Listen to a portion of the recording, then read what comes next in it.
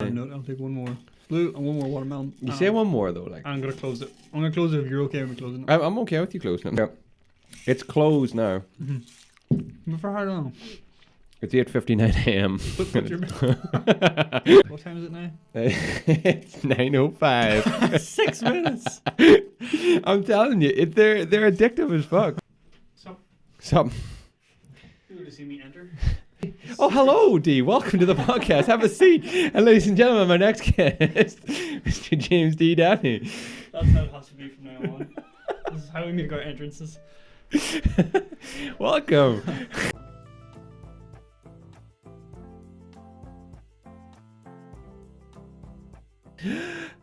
Hello, everybody, and welcome to the 103rd episode of the Empty Promise podcast. My name is Chris, and today I am joined by my best friend in the whole wide world, Mr. James D. Downey. Hello. Do you like what I did there? The whole wide world? 103rd episode. Oh, okay. Yes. Yeah. Because it's not 103, it's the 103rd. Yeah, we discussed this just before we were done. When you say 103rd, what do you think? 103rd, like 103rd Street, maybe? Oh, do you? I think like 103rd Battalion. That's so much better than what I was thinking. We're Chris and James from the 103rd. Oh yeah, right enough. That makes more the sense. boys in the 68. Yeah, I was Bunch thinking. of jackass. Yeah, that's better. That's much better. I was thinking like, yeah, I'm down at 103rd. Yeah. Only in America would you have 103 of something. No, 103 streets. Yeah. You don't need 103 streets. Come on, at this point, just give them names. You know? I don't know. When you have 103 of them. Ooh, that's a lot of names to give. True, like, yeah. I guess it kind of makes sense. Why didn't they just call it like do 26 and have like Alpha, Bravo, Delta, True. Charlie? Then you have a bazillion. I just went A, B, D, C there as well. Yeah, you could have went A, B, C, D. But imagine that was a thing that they did. They should do that, right? In like new cities that are planned, they should do it so it like goes. It doesn't have to be alpha, but it just has to be a word beginning with A. So like, It's a great idea. Apple Street and then Banana Street. Banana Street. I knew you were going to go with that. No, I don't know why. Yeah. It's Apple and no, it's not banana. It's like Benny Bunny. Yeah. And then like Charlie Cat or something. Charlie Cat Street. You know what I mean? Yeah. And that way you'd know like, oh yeah, that's like, I know I'm going the right way because it's going A, B, C, D. That's a great idea. And then just number it the other way. So Yeah, you have animals this exactly, way, or not even animals, just letters one way, numbers the other way. I don't know why I went, yeah. No, animals, it has to be animals. Animal streets. Yeah. Yeah, he's down on duck.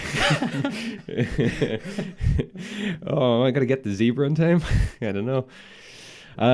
Ladies and gentlemen, welcome to the podcast. If you're new to this podcast, you are very, very welcome. And to all our old Patreons of the podcast, welcome back. Today is Sunday, the 20th of September. We are coming to you at 9:22 a.m. The earliest D and I have ever met for a podcast. The earliest we've been up in like the last 6 months. Probably, yeah, on a Sunday.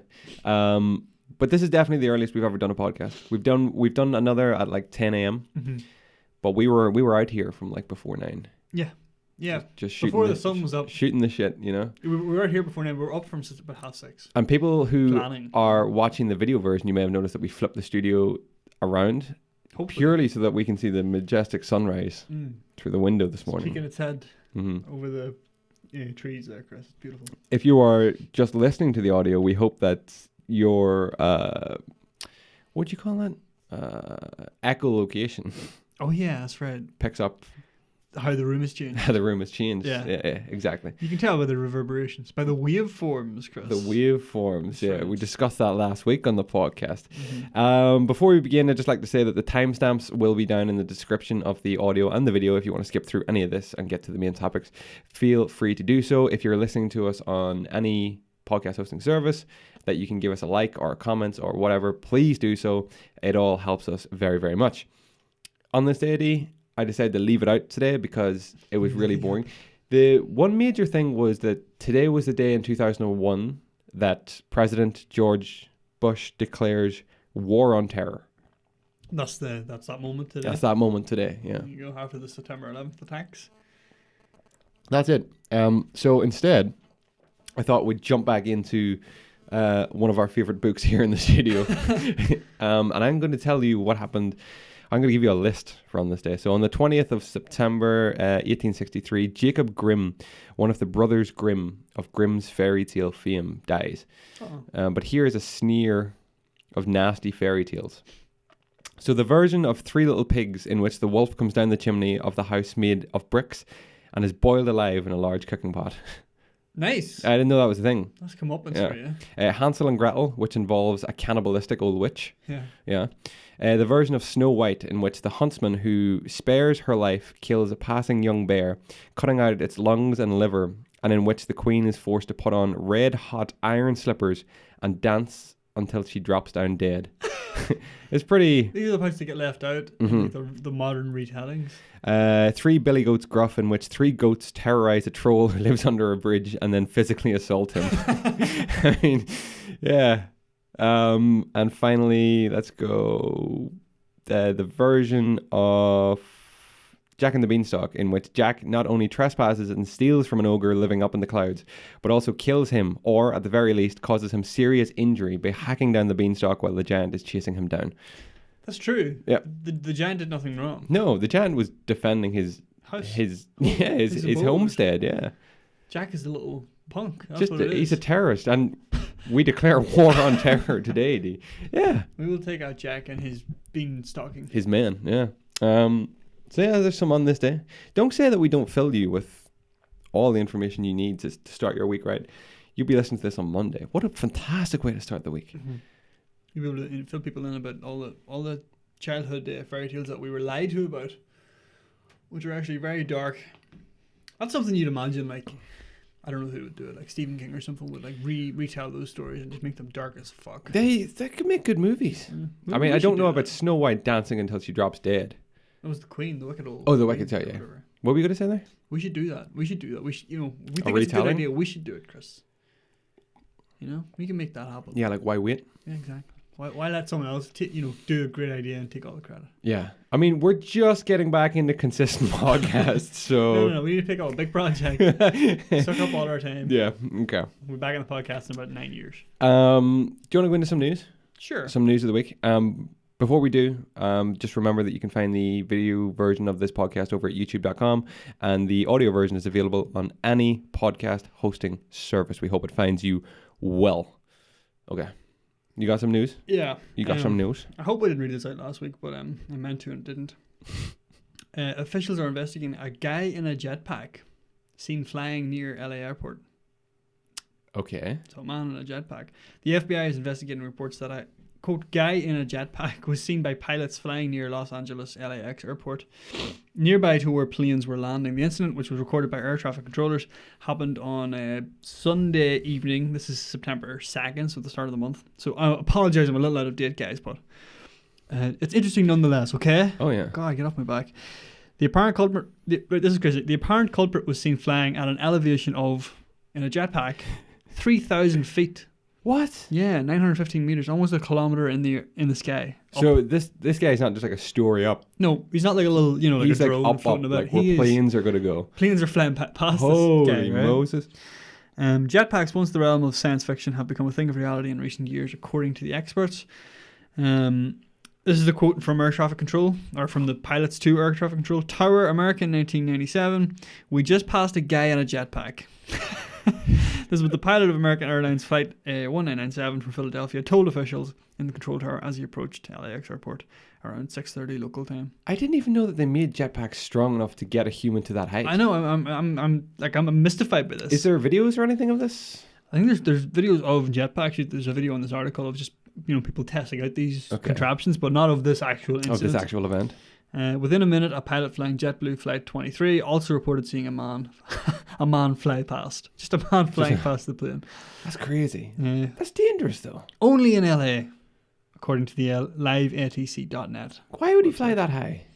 I don't know. I guess when you have a jetpack, why not? Yeah, true. Push it as far as you can go. Probably thinks he's Iron Man or something. And when was this? Sorry, when did this happen? The start of the month, September 2nd. Wow. What a man. Only in LA is right, yeah. You don't get that in Ireland. No. No, not going to see that over here. No. Maybe they are here. They're just so high up. What's that? No. You see that? Yeah, there's nothing out there. Ah, it's a bird. Like being up like the height of those trees out there is pretty impressive. Particularly whenever if your But power cuts out, up, you're just gonna, you're gonna plummet. You're gonna die. Like, oh, he should have got himself like an Iron Man suit. Just imagine being in a plane and looking out and just seeing a guy in an Iron Man suit fucking flying alongside. Or like a Superman cape. Oh, even better. Although maybe it would catch fire with a jetpack. Even I mean, you know what? They don't even need Iron Man or Superman. It's impressive in its own right. Yeah, like it's a pretty cool. fucking jetpack. Yeah, I know. Yeah, that's pretty cool actually. Yeah, but like, I wonder what possessed him to take him like to an airport of all places. Like the one place where air control is pretty serious. Like they gotta take like. Surely they're bringing these into military situations. Probably, yeah. Military are always the first in on these things. Imagine like a guy flying like a kilometer overhead dropping bombs. Or like really highly trained with like a sniper rifle from a kilometer high. Like, you're never going to hit that. Like. True. Oh. No, you couldn't really like do that. Because like, imagine like firing, like, you know, the kickback off of a sniper and you're in the sky, it would like fucking send you flying, right? Yeah, you'd be like in orbit, you just keep spinning. But they'd be doing all kinds of shit. We work out the kinks there. That's pretty cool. That's a cool story. Thank you for bringing that to our attention. I'm going to jump in with some news, D, that we got from Sony this week that I'm just really excited about. You're excited? Yeah, I'm very excited about. They released the price and launch date of their PS5 console. Sony confirms a 449 Great British Pound price and a 19th of November release alongside a game set in Hogwarts in the 1800s. Larry Potter. So Sony has come out swinging ahead of the console awards looming this holiday season by confirming its 2 PS5 consoles will be available in November alongside a host of exciting games.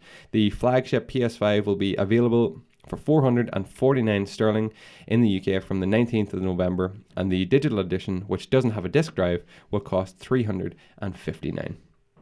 Sony delivered the prices and release dates during a showcase on Wednesday, which included surprise new games including Final Fantasy and an open world RPG set in the Harry Potter universe.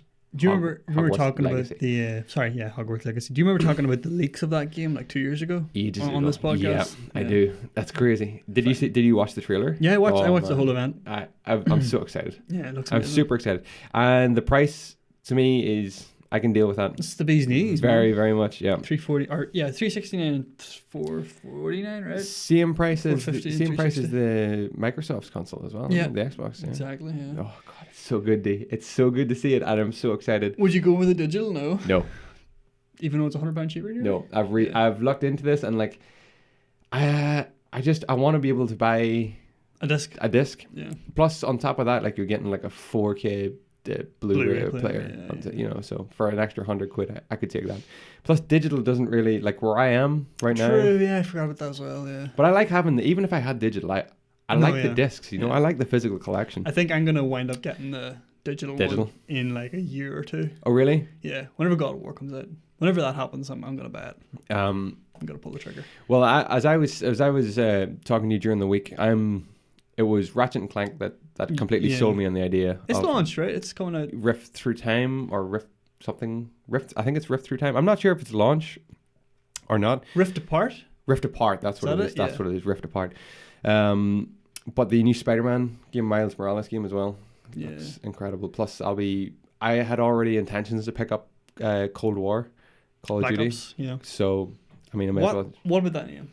Call of Duty Black Ops Cold War. That's a great name. It annoys me. Doesn't annoy you? Yeah, because it's just call it Call of Duty Cold War. Just call it Cold War. Yeah, fucking. Yeah, Cold War. It's just didn't imagine just Cold War across the front of it. It's called Blops Cold War. Yeah, it's like 3 names. It's a bit much. Now with Warzone. Yeah, with with added Warzone. That's what it's gonna be. Yeah. No, I think I said this to you, but it's like that whole conference. I watched the whole thing, and I was like, "Yeah, this is cool." I was kind of expecting the price after Microsoft's come out, and I was happy to see the Harry Potter one, but it was the teaser at the end for God of War, and I was just like, "That's right, God of War, just completely." If that was all I'd seen, I would have been like, "Oh, this is brilliant." Yeah, this is brilliant. I know. That's what I'm ready for. And you say you're ready for Cyberpunk as well, yeah? Yeah, like that's all I'm built for right now. I'm just not prepared for that right now. I don't know. Maybe I'll get more emotionally involved with that game, but yeah, that's fine. I'm gonna wait until it comes out, like, because it's coming out for like current consoles. I'm gonna wait for till it gets an updated edition, and then I'm gonna pick up probably the new Xbox. Yeah, so with it, I was gonna say, are you planning to jump into this generation before, like, pre-Christmas, or will it be? Don't know. Yeah, it depends. Whenever that game gets its big update, that's when I'm gonna go. Because none of the games at the minute are like pumping it for me. No. Much. No. So I'm happy to wait. Yeah. Okay. When it comes out, I can get it on the regular current consoles, but I think I'm gonna wait for like just that high fidelity next. The pre-orders for the PS5 just went insane. I was telling you, I was up in Belfast the day after, and there was like 200 people lined up in the streets. Sony got a bit of flack for that. Did you see They that? did, yeah, that they balls it up. They kind of... Did they not have enough or something, or what happened? They reduced... So they kind of reduced the production. This is like a Nintendo move. Yeah. Like, you know, what are you doing? I don't know if they... I think they just genuinely didn't think like they're going to sell enough over Christmas because of COVID and people being, you know, struggling. That's exactly why you would sell. Not for people struggling, but because people are at home. All the time, they just got to play, you know? But apparently they said it's not related, but for some reason they told like... I think Irish retailers in particular, they told them that like, yeah, you can start taking pre-orders, and then they told like places in Europe and England, no, not for like another month. Jesus. So people were like lining up, and they had like game and stuff, didn't know how much stock they're gonna get. Yeah, exactly. So it's kind of like all over the place. But I'm sure they'll have enough. I mean, they've left it quite late anyway. Them and Microsoft were trying to outdo each other with who could leave it the fucking latest. Like, the chicken game, yeah. Stupid like. I know, especially if you're going to come at the same price. Like. But yeah, especially if you're trying to save up for it. Like, yeah, I know. You know, yeah. you're like, I need to save 200, 300, 400, 500, 600. Yeah. What's it going to be? Thingy released yesterday, 2 days ago as well, the Mario All-Stars for Switch. That's right, yeah. I didn't pick it up yet. You better pick it up. I seen it. I will pick it up. Because apparently it's limited March, edition. it's gone, yeah. The disc is very limited, and the digital is limited until March. I think that annoys the fuck out of me though. Why Nintendo? Digital exactly. It's not costing them anything to make the digital. Just keep it there. Yeah. But they want it to be like... I think though, they said, well, their reasoning behind it was they wanted to see how well it does, if people are actually still interested in these games being remade, which I think is just a load of BS, to be fair. I think so. It's just a marketing play. I think they want this to be that game that like kind of like everyone, like it circulates for ages and people like pay for it over and over again. There was already enough shit that like people were like, why didn't they remaster this completely? Yeah, exactly. You know? Why not just a regular... it doesn't matter. Anyway. Doesn't matter. Yeah, moving on. Video games. Go play. Video games. I got a bit of Nick Cage news. Before we go on, I want to keep Nick Cage news. Can you want to keep it? Yeah, keep it. I like to finish on like some Nick Cage news. Well, that's all I've got. Okay, let me hammer some more news. A German football team socially distance from the opponents and lose 37-0. So this happened. Is this like a protest thing? A German amateur side, SG Ripdorf /Molson 2 sacrificed a tight defense for social distancing as they fielded only 7 players as coronavirus precaution in a 37-0 loss to local rivals SV Holdenstrecht 2. The preparations for Sunday's match in wherever Germany, the 11th tier of German football. That's a lot of tiers. Jeez, I didn't even know there was 11 tiers of German football. No. Were complicated when it emerged that Holdenstein's players had been in contact with an opponent infected with COVID-19 in the previous match. Conditions were safe and they were able to field only 7 players with the minimum number required for a match. But yeah, they ended up losing 37. So there you go. Good go for them. Yep. 7 players. Yep. Just why not just look forward for the game? And at least it's only 3 now on paper. I know. Some more weird news. A fossilized sperm discovered inside a mussel-like crustacean has been trapped in amber for 100 million years. Maybe the oldest ever found, scientists are now saying. The oldest sperm ever found? Mm-hmm. The female ostracod was unearthed by an international team of paleontologists. They believe it mated shortly before becoming trapped in the resin. Their findings published... an extremely rare opportunity to learn about the evolution of the reproductive process. Until now, the oldest known fossilized sperm resided in a 50 million year old worm cocoon from Antarctica. So there you go. That's mad. I know. That's crazy. Like, yeah. I wonder what they're going to learn from it, though. They're going to Jurassic Park it, Chris. Yeah. That's what they're going to do. They're going to clone it. They're going to recreate it. What are they going to learn from that? Like, just how we evolved and shit? I suppose, like, if you have, like, one from 50 million years ago, and how old is this one? Like, 250 million or something like that? 100 million. 100 million. So you know, like, what changed in those 50 million years? Yeah, maybe. You have an idea. Oh, imagine finding out, like we used to have, like, extra limbs and stuff. I tell you, D, you have 2 heads in case one got knocked off. I've thought about this during the week, D, as well, and I think I would like extra limbs. Like, don't get me wrong. I don't want extra limbs. Like, I don't want like extra arms and legs. I want like tentacles. Okay. You say you want extra limbs that weren't arms and legs. I was like, I want like an octopus's tentacles, and I'll tell you for why. I think I would just cope better as a human being if I had 8 extra. What do you appendages. call those? Appendages on me at all times. Think of the time saved, T. I suppose I could be doing well. Jesus, would you not be getting on your way an awful lot as well? My brain wouldn't work the same way. I had it in my head that while I was sleeping, I could be doing things, but that requires brain power. You'd still be, you'd have to be awake. If they had their own brain, you could have don't they have that though? Do they? Octopuses. That they kind of work off. Yeah, like their brain isn't like just all in their head. It's all over their body and in their arms. Now we're thinking. now we're getting talking. Somewhere, okay? I just think that would be great, T. Imagine having extra appendages. And they can kind of do their own thing. Yeah. They can look after you. You have an itchy nose in the middle of the night. You don't have to wake up and scratch it. It just kind of goes, there we go. There we go. How good would that be? It would be good, yeah. I could sit back and edit the podcast while I drive. Yeah, there you go. You know? What about like Dr. Octopus, Spider-Man get up? Yeah. What about Elon Musk and this Neuralink thing? Neuralink, and then they plug in these electronic arms. Maybe. Oh, I don't know. I don't really want it mechanically. I kind of like the idea of like tentacly, wavy suckers, like, you know, I could like stick to the roof. While we're recording this podcast, I could be editing the podcast. Think about it. Productivity is going to go through the roof. Think about it, Dee. All I'm saying is just give it some thought, okay? Okay, I'll give it some thought. I'll come back to you on that one.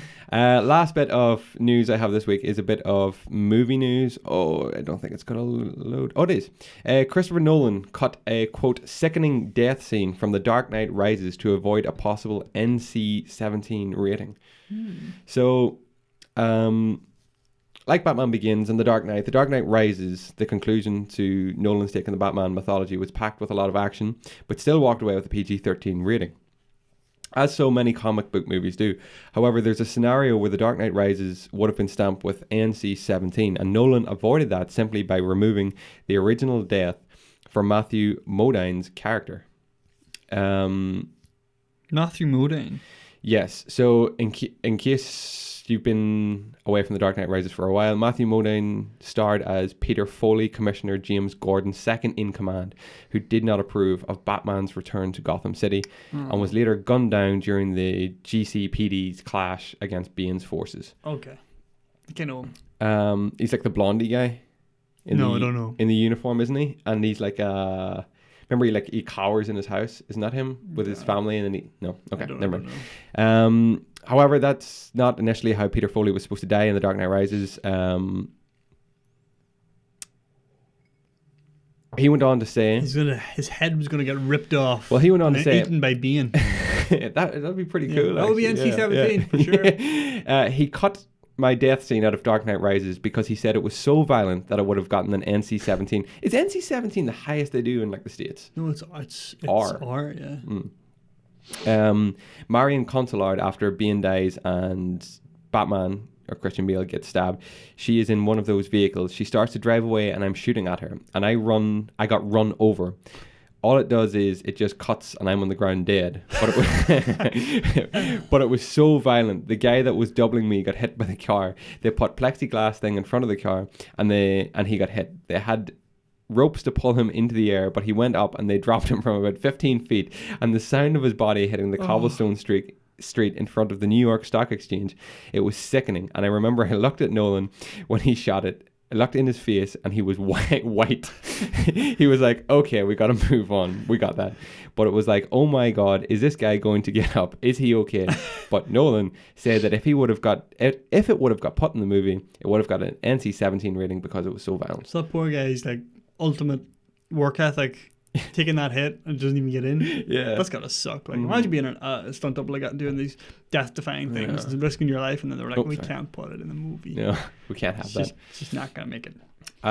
Okay, finishes up with some of our boy Nick Cage's Big movie. Nicolas Cage. Well, Nicolas Cage may be the next Superman.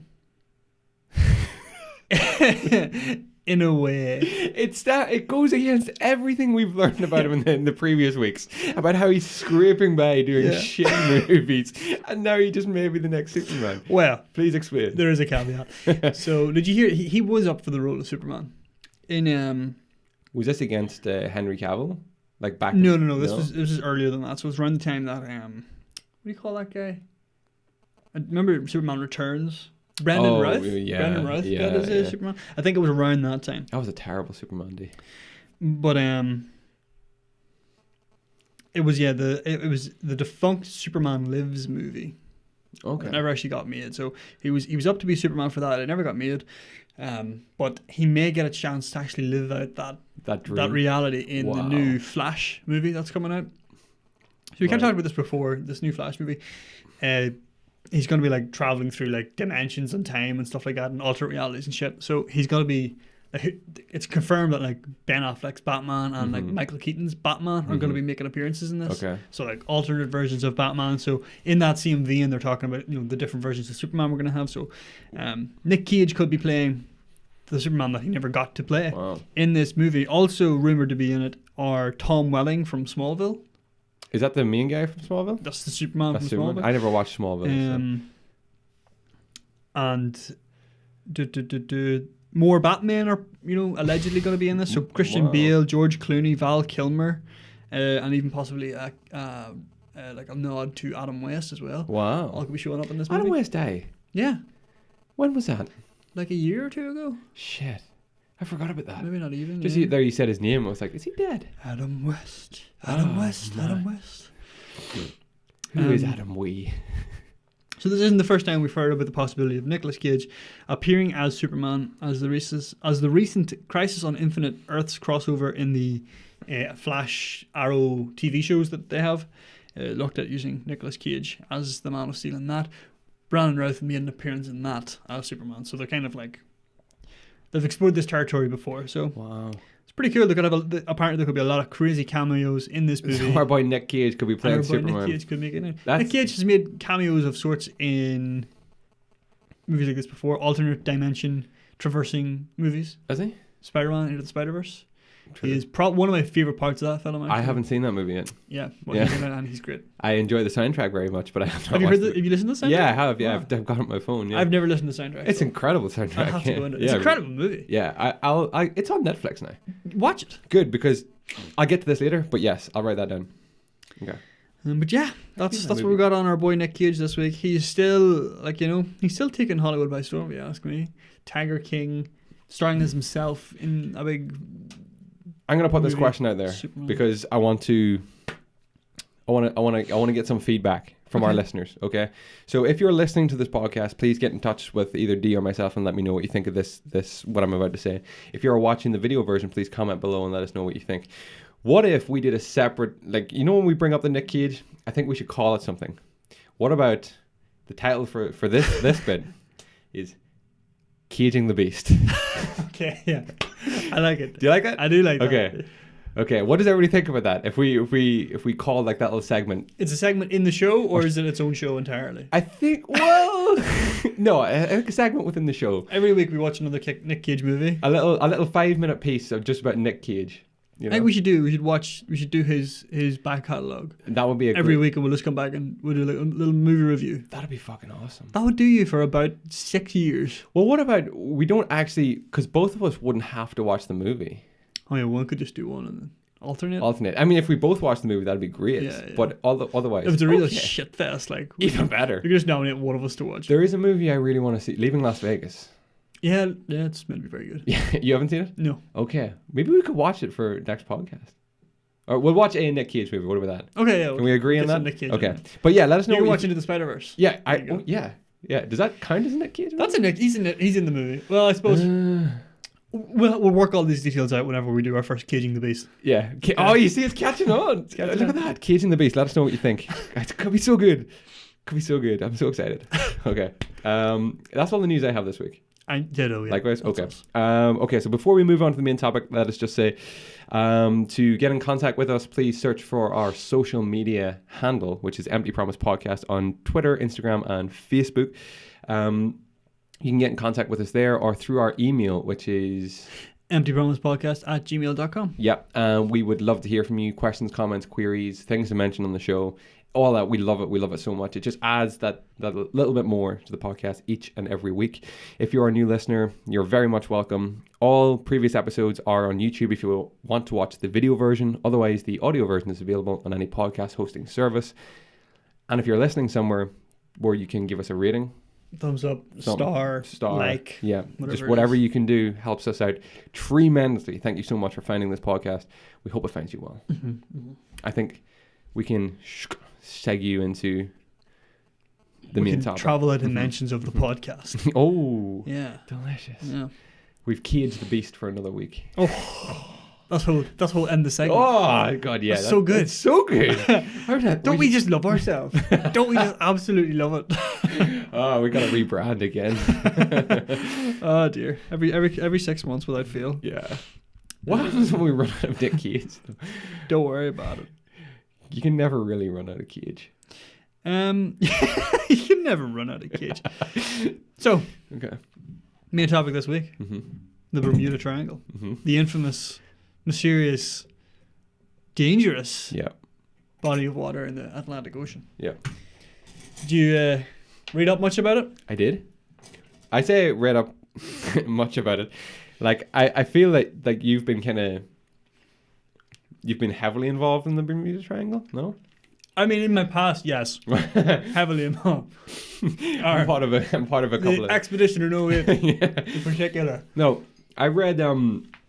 Basically, I was more interested in the kind of the stories within the Bermuda Triangle. So like the mysteries as such. Yeah. And then why scientists believe this actually happens. That's what I kind of read. I thought you went with scientists on it. Yeah. I don't like what they're saying because I believe what I believe. But I got some of the nuttier ones as well. That's just to terrific. talk about. Okay, it'll be fun. Yeah. So Bermuda Triangle, in case you don't know what it is, we should start there and kind of explain what it is, why it's so popular. You know, what is the Bermuda Triangle? And a better question, who is the Bermuda Triangle? Yeah. You know? Okay. So what is known and not known about the Bermuda Triangle? Well, firstly, it's a region in the North Atlantic Ocean, which runs from like Bermuda, which is an island, I guess, east of like Florida, a good bit east of Florida. So if you picture a line from Florida to there, and then from there down to, is it Costa Rica? No, yeah, Puerto Rico. Puerto Rico. Yeah. And then back up to Florida. It's basically this like rough triangular area in around the Caribbean. But it's between like 500,000 and like 1.5 million square miles. That'd be right? It's something crazy, guys. It's huge. Yeah, exactly. It's 500,000 and 1.5 million square miles. Like this is a big body of water. Yeah. It's not just like a little triangle. Yeah, exactly. Yeah. It's ranging between countries and islands. Yeah. Now you won't see this on like a map. It doesn't show up on a map. Like if you look at a map, you're not going to see a triangle, the Bermuda Triangle. Yeah, but you can draw it yourself. It's just like an imaginary line that finds this weird area where all this weird shit has happened, mysterious disappearances. Yeah, exactly. Why is it so famous? Or infamous would be a better description, Chris. Well, yeah, there's kind of there's a little bit of history to it. The Freya's Bermuda Triangle, or the mysterious Bermuda Triangle, didn't actually come into use until 1964. First, it appeared in print in a pulp magazine article by Vincent Gaddis, who used the phrase to describe the triangular region, which, quote, has destroyed hundreds of ships and planes without a trace. I was just about to say, so you said that the phrase Bermuda Triangle didn't appear until the 60s, 64, but things have been disappearing long before that, isn't that right?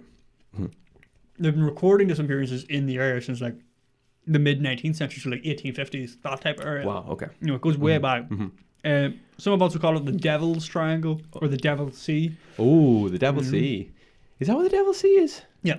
The Devil's Sea is like a strait within, and it goes through the Bermuda Triangle. I didn't know that. Yeah. Right. The Devil's Triangle is just the Bermuda Triangle. I always thought for some reason the Devil's Sea was up around like the Bering Strait, up around like the top of Russia. To be fair, there's probably a couple of Devil's Seas. Like it's a fairly... Look at us knowing our oceans. Yes, our bodies of water. Indian Ocean and the Mediterranean. This is the second time in 4 episodes we've covered a body of water. There you go. There you go. What's the last one?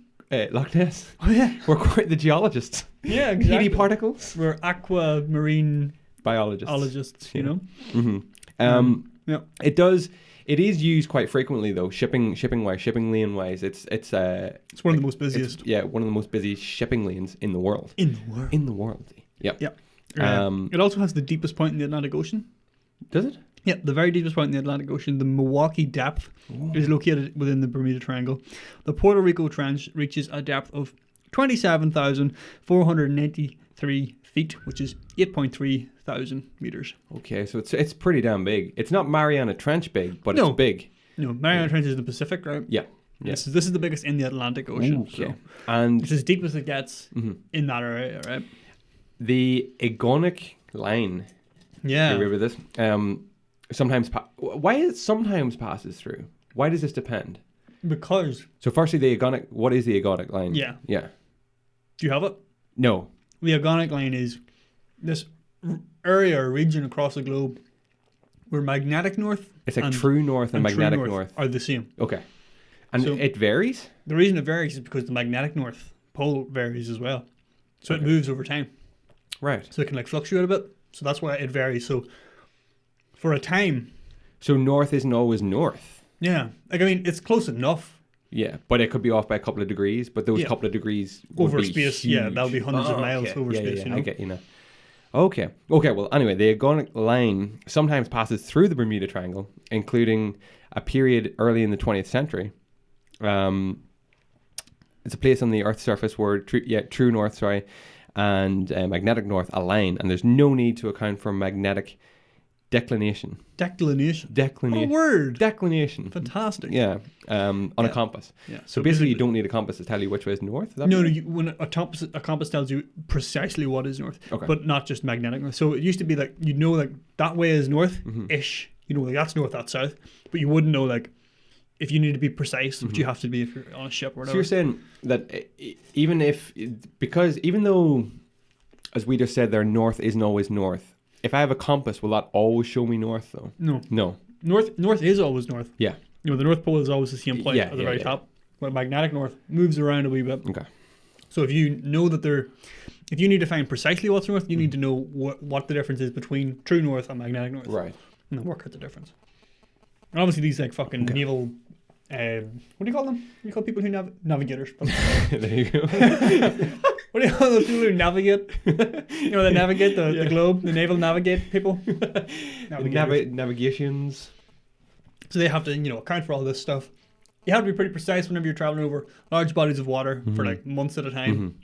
Oh yeah, you could end up way off course. So you have this Egonic Line, which is an unusual thing, which flows right through at a time. It flowed right through the Bermuda/Devil's Triangle. Okay.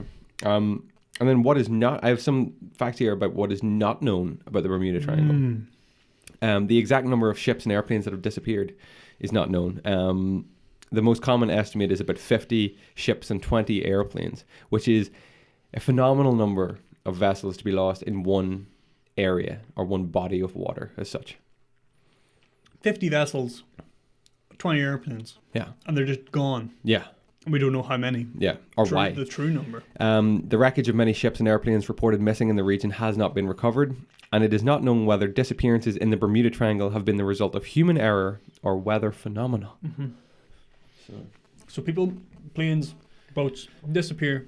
Yeah, there's something mysterious in this triangle of water, this body of water. What? There's a lot of disappearances. You have to ask why. Mm-hmm. They can't recover the wreckage. They don't understand, they don't know if it was human error. They don't know if a storm swept in, fucked them up. Yeah. And so naturally, people start to speculate and the mystery grows. And that's what kind of happened in the 1964. This guy, Vincent Gaddis. Yes. So he first coined the phrase Bermuda Triangle. He was talking about the mysteries of these ships, hundreds of ships and planes without trace. So already there's kind of a bit of, what do you call that? Embiggening. What do you call that? Exaggeration. Hundreds of ships. It probably has been hundreds of ships over the years, but there's only been 50 odd confirmed, and 20 odd planes confirmed. So, there was an outbreak of speculation and people discussing this. And there was a guy who wrote a book We quickly find his name for you, Chris. Charles Berlitz. Berlitz. Yes, Yeah. he wrote the book. He literally wrote the book on the Bermuda Triangle. Are you going to talk about what his fable theory? I will probably talk about that a bit later. Okay, yeah. I'm really interested in that one. Yeah. Because I'm fascinated by that. But we'll get to that. Yeah. So he really, like, whenever he released his book, it really blew up. And people now got really interested in what the fuck, what is happening in this Bermuda Triangle? Like, you know, let's try and explain why 50 planes and 50 boats and 20 planes have just disappeared without a trace. Yeah. Rightly so. Like, and more so, probably. So, like, let's talk about some of these boats and planes that have disappeared. I have a couple of, like, the famous disappearances, the ones that kind of, like, brought the notable to incidents as such. The notable incidents. Timestamp that. Notable incidents. Incidents. In 1881, so back in the 1800s, mid-19th century, legend has it that the Ellen Austin, a ship sailing from Liverpool to New York, encountered a ghost ship whilst traveling through the Bermuda Triangle. A ghost ship just being a ship that literally wasn't meant to be there. Yeah. It's a ghost ship, Chris. Yeah. Just don't know. Or a ship run by ghosts. Things quickly went awry nonetheless. When the Ellen Austin approached the foggy waters of the Sargasso Sea, an area of the Atlantic Ocean that overlaps with the Bermuda Triangle, the crew encountered a fully stocked, abandoned ship. So, fully stocked ship with no crew on board. Oh. Seeing this as an opportunity to seize valuable cargo, they sent some of their men in to occupy the ship and sail the remaining journey side by side. But as soon as they did, a wicked storm quickly separated the two ships. And when they were reunited the next day, there wasn't a trace of the crew in sight. What was the name of this ghost ship? It didn't have a name. It's a ghost ship. I know it's getting off it a little bit, but I had a topic for an upcoming podcast about a ship called the Mary Celeste. Okay. Which was a ship that was found in the ocean with no crew but fully stocked. Now I don't have a time date on the Mary Celeste. Do you? I have the Mary Celeste. Yeah. It was a boat found intact. Was it found in the Bermuda Triangle? I'm going to tell you in 1 second. I'll tell you. It's a strange coinky dink if it is. I'm going to tell you 1 second, Chris. There it is, right there, under number 16 on mysteries. The Mary Celeste, a boat found intact with no crew. That was going to be a topic for us. But I mean, it isn't the Mary Celeste. No. Right. Interesting. Right. The Mary Celeste was discovered 4th of December 1872. In Bermuda? No, I'm not saying anything about being in the Bermuda Triangle. Okay. It was in the Atlantic. Because that's strange. Like, why would a boat be found with no crew, like this other ghost ship, and fully intact, like laden with supplies? You know, what's it doing? Where'd the crew go? Why did they abandon ship? Did they abandon ship? Yeah. So this is not the Mary Celeste, but it is it is eerily similar to the Mary Celeste. Oh my god! In that they just completely stumbled across an unmanned, fully stocked ship that's just floating. Whoa. But yeah, I mean, what happened here is they decided to take the ship with them. You know, use the resources. We have an extra ship. Let's take it. Let's man it. The next day they get separated by a storm, and then the day after, when the two ships reunite, the crew is once again missing. So the crew that had boarded the ship took over, gone. What? And the ship remains fully stocked. So the crew that got onto the ship from their original ship are now missing. No, they're gone. The ship was once more abandoned but left packed with valuable resources. So the captain of the Ellen Austin tried boarding it again, but when crew members got aboard for the second time, a thick and blinding fog rolled in and separated the ships. When the fog finally cleared, the ghost ship had completely vanished. What? According to the stories recounted in contemporary newspapers. So what the hell happened to these people? Nobody knows. That's another example of the people who just disappeared into thin air. No way. Forget about them. It's just disappeared in the fog. Yeah. So they sent one crew in and they gone, and the boat comes back. Like it's one thing when like that, but they literally put people from their own boat onto this boat. Yeah. Fog rolls in, fog clears, and these people are gone. They did that twice. They put people from their own boat on once. Storm rolls in, gone. They put more people on the boat. Fog comes in, and the boat is never seen again. This is a topic on its own. That's it. I mean, it's very light. That's why it's eerily similar to the Mary Celeste, as you said. But 1881. Oh. Okay. That's like one of the earliest Bermuda Triangle mysteries. That's crazy. Brought up. Holy shit. Jumping forward to the 1900s, Chris. Yeah. Whereabouts do you want to go? Well, the Bermuda Triangle, Chris. 1918, the USS Cyclops. Cyclops, yeah. You've heard about this one? Oh yeah, it's the largest loss of like naval life or largest loss of life on board a naval ship or something. I think so. Yeah. Yeah, something like that. If not in the world, definitely in the US, Mhm. in the United States Navy. And you go on ahead if you want to read into this. Yeah, it's Because there's an interesting point to do with what they were actually carrying on their ship. Okay, cool. I'll let you jump in on that then. So I'll just give a little overview about this. It was USS Cyclops was a US Navy fuel ship, the largest and fastest fuel ship that they had. It disappeared en route from the Caribbean to Baltimore. The Caribbean? The Caribbean, yeah. The Caribbean to Baltimore with 309 crew members, and it didn't leave a single trace of what happened. Just vanished into thin air. Full boat. Complete boat, 309 crew. Though fully equipped with stress equipment and signalling, the USS Cyclops gave no warning that something dangerous was happening at sea. The legendary ship, which once delivered aid during World War I and carried thousands of tons of manganese ore, simply vanished without a trace. Manganese ore. So I'm assuming, now I haven't looked into the actual like compounds or materials of. You want some Jolly Beans? No, I don't. You do want some. I know you want some Jolly Beans. Don't want They're so good, no, do you? keep them close. Keep them close. I'm thinking that this definitely has something to do with, as we spoke before about the, what do you call that line? The agonic line? Agonic, yeah. And with this area being so heavily like magnetized, would that be the word? Not really. No. It's not. There is magnetized, but the magnetic compasses would like point. Well, I think that this is something to do with their equipment, their navigating equipment. Maybe. I mean, if they're carrying all this stuff, like it could have interfered. Sorry, with. With the, do you know what I mean? With the instruments. Yes. People turned their minds to mysterious beasts. It's a metal. Sorry, it's a metal. Yeah. So that ore is a metal they were carrying. So it could have interfered with their compasses and stuff. Yeah, people thought like giant squids and then the treacherous workings of the Bermuda Triangle. Like there was speculation because this boat, like it was a U.S. Navy vessel, just vanished. You would expect there to have been like a search party and kind of some signal of what happened if they would have reported back like we're under we're sinking or we've hit something or something like that.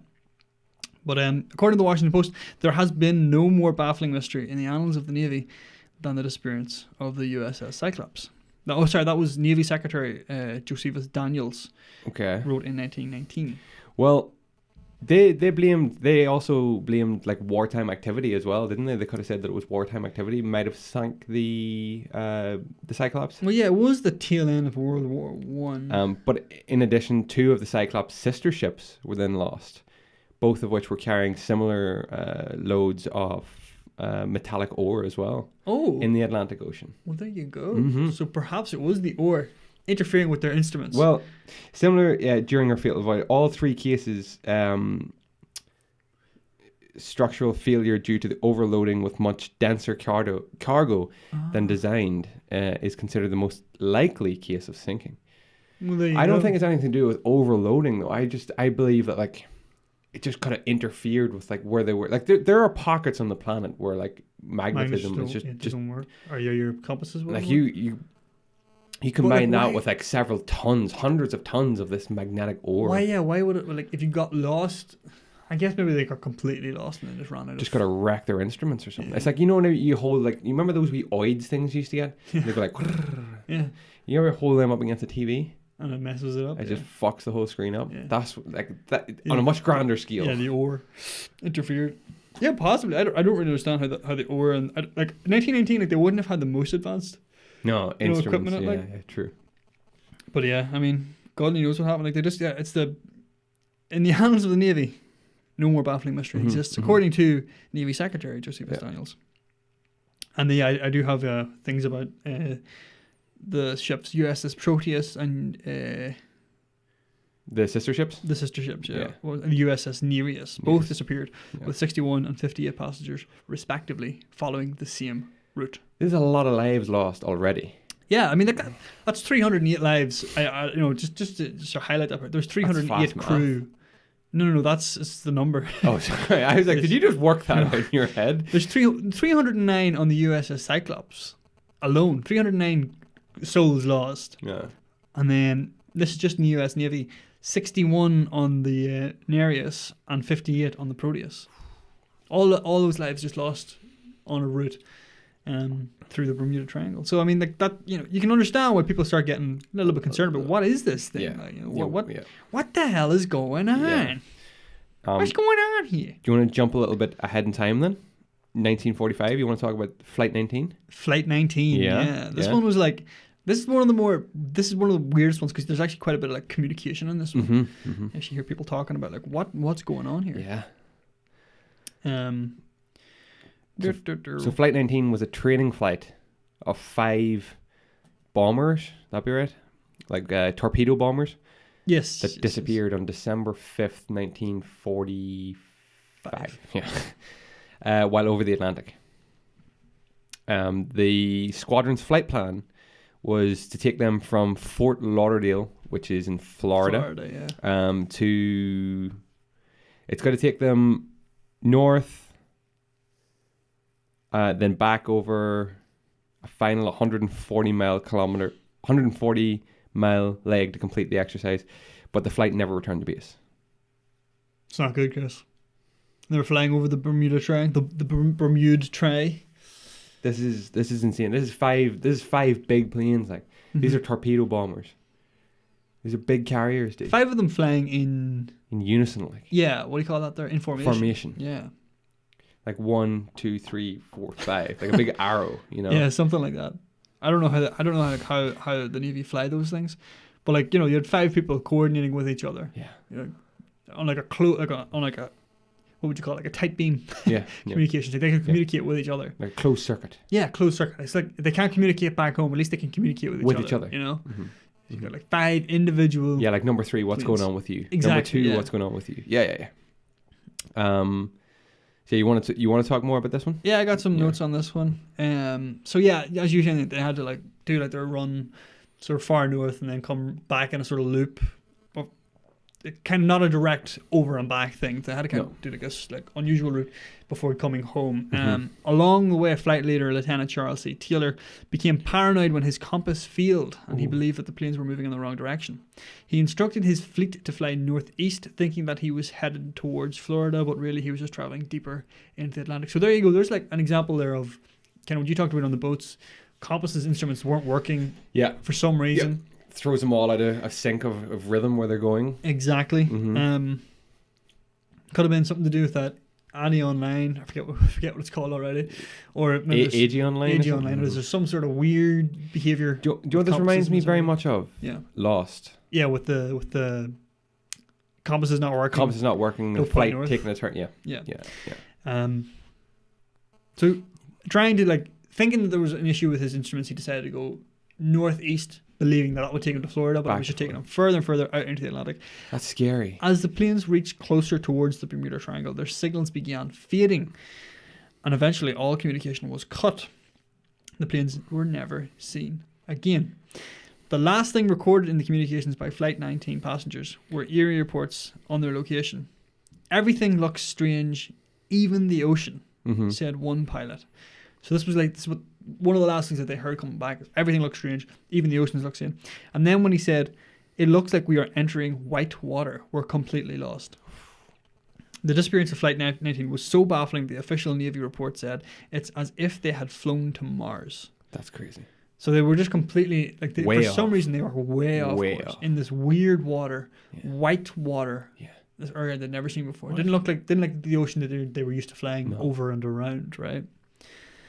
And these are trained pilots. Like US they know Navy what to pilots. look for. They know what they're doing. They've done this probably hundreds of times before in different areas. Got an experienced commander. Ooh, I just got chills thinking about that. Imagine just flying, thinking that you're heading to land, and you're just going back out in the sea. And they had a good understanding that they were lost. Like we were completely lost. Strange water, strange seas. They could sense that something was wrong. Reporting back, and like that was it. Like they were never seen again. Bermuda Triangle swallowed them up. Yes. The ocean swallowed them up. What's weirder then again is that one of the search and rescue parties that were sent out for these guys, which included a 13-man crew, also disappeared. Okay. PBM Shit. Mariner, 13-man crew, a tanker off the coast of Florida, reported seeing an explosion and observing a widespread oil slick when fruitlessly searching for survivors. The weather was becoming stormy by the end of the incident. According to contemporaneous sources, the Mariner had a history of explosions due to vapor leaks when heavily loaded with fuel, as it might have been for a potentially long search and rescue. So they put it down basically that these guys overfueled. They were going out for a long search and rescue mission, and vapor leak caused the explosion. But it's another 13-man crew that just went back out into the same body of water and disappeared. Looking for the You original have to, crew. like, you can't overlook this stuff. It's weird, you know? like. It's spooky. Yeah, it's spoopy stuff, D. It's It will really get you, spooky. it will get you concerned. And like it's like Navy pilots and stuff, they're quite like, I don't want to categorize them all, but they're quite a superstitious bunch as well. Are they? Yeah. Yeah. Feeling like, in what way? And like they disappeared. You know, and like, oh, I can't fly on Fridays, that like, kind of thing. You know, you Like- hear about like this is very old an example, but like, you know, you would never let a woman on a boat because that's bad luck, stuff like that. You know, like Navy have those like weird traditions and stuff. So they would have, That's those, such a weird one. Like, I know though, yeah. I know, yeah. bad luck to let a woman on a boat or something like that. But like they have ancient like superstitions like that. So they're a superstitious bunch, I would imagine. Probably not today, but like I'm thinking of back in the 40s and the 50s and stuff. I'm sure there's some like traces of superstition still runs within the Navy and the armies. They have like their ancient. They have their ancient like procedures that they follow. So they have ancient superstitions. Their codes. Exactly. Yeah. So once something like this starts getting around in your head, then even if there's nothing, even if the Bermuda Triangle is a complete figment of your imagination, it becomes real because now you think it's something. Exactly. Yeah. And the next group who goes out there are going, "Fuck, I'm not going to the Bermuda Triangle. Fuck that shit. I ain't gonna die out there." There's like plenty more examples going forward. 50 miles before reaching the city of Miami, a DC-3 commercial flight vanished over the Bermuda Triangle. A commercial flight too. 29 passengers on board. After requesting instructions for landing from Miami Airport, the plane never was heard of again. Just disappeared. Yeah. Could have crashed. Could have been a completely explainable just thing. Quickly touching on some of the other? Is that what you're doing? I'm just flowing through the rest. The December 28th, 1948, a Douglas DC-3 aircraft disappeared while on flight from San Juan, Puerto Rico, to Miami. No trace of the aircraft or the 32 people on board was ever found. And the Connemara IV, what is IV in Roman numerals? 4. Yeah. Which was a pleasure yacht. Was found adrift in the Atlantic south of Bermuda on September 26th, 1955. It is usually stated in the stories that the crew vanished while the yacht survived being at sea for 3 hurricanes. But the 1955 Atlantic hurricane season shows Hurricane Lone passing nearby between the 14th and 18th of September, with Bermuda being affected by winds of almost gale force. Shit. See, that is another thing we didn't really touch on as well. It's like the weather. Bermuda is in like a hurricane zone. Yeah. Like that whole Caribbean. Real like tropical storm kind of thing. Tropical storm. So like storms like that could just blow in. Could just spin up, blow in, and then just blow out, and you could be in the middle of that. And storms are crazy, like when they build at sea, like we're talking like big, like twist, like what do you call it, like typhoons and cyclones and shit just on the sea, like because there's no resistance to it there. It's open, and you can build as big as it wants. The wind just keeps going and going. So when it hits land, it actually slows down. What is here's a question: what is the most up to date disappearance? Do you know? Like, what is the most closest to us? Is that something I could look up now if you don't have? I don't actually have it. I'm just going through I have like an article here with like the most notable examples. I have like 1978 experienced pilot named Irving Rivers departed from the U.S. Virgin Islands on a solo flight to pick up passengers in St. Thomas. The weather was calm and Rivers was just 1 mile from landing when his signal lights suddenly disappeared. from the radar, and a search team was sent for looking, but he was never found. So in calm seas, it could have just been an accident or something like that. Okay. 1984, something similar, a Cessna plane from Fort Lauderdale, en route to an island in the Bahamas, completely vanished from radar signals before dropping down into the ocean. There was no radio signals issued, though one woman claimed to have seen the plane plunge into the water. No wreckage was ever found. So there's a link between all these in that nobody seems to be giving like radio signals back. Nobody seems to be sending signals back. It's just no one warned saying I'm going down, I've got an issue. Could be radio interference, something like that. They just sort of disappear off the radar, presumably because they've just crashed into the water or something. Or been swallowed up by the giant squid that resides within the Bermuda water's depths.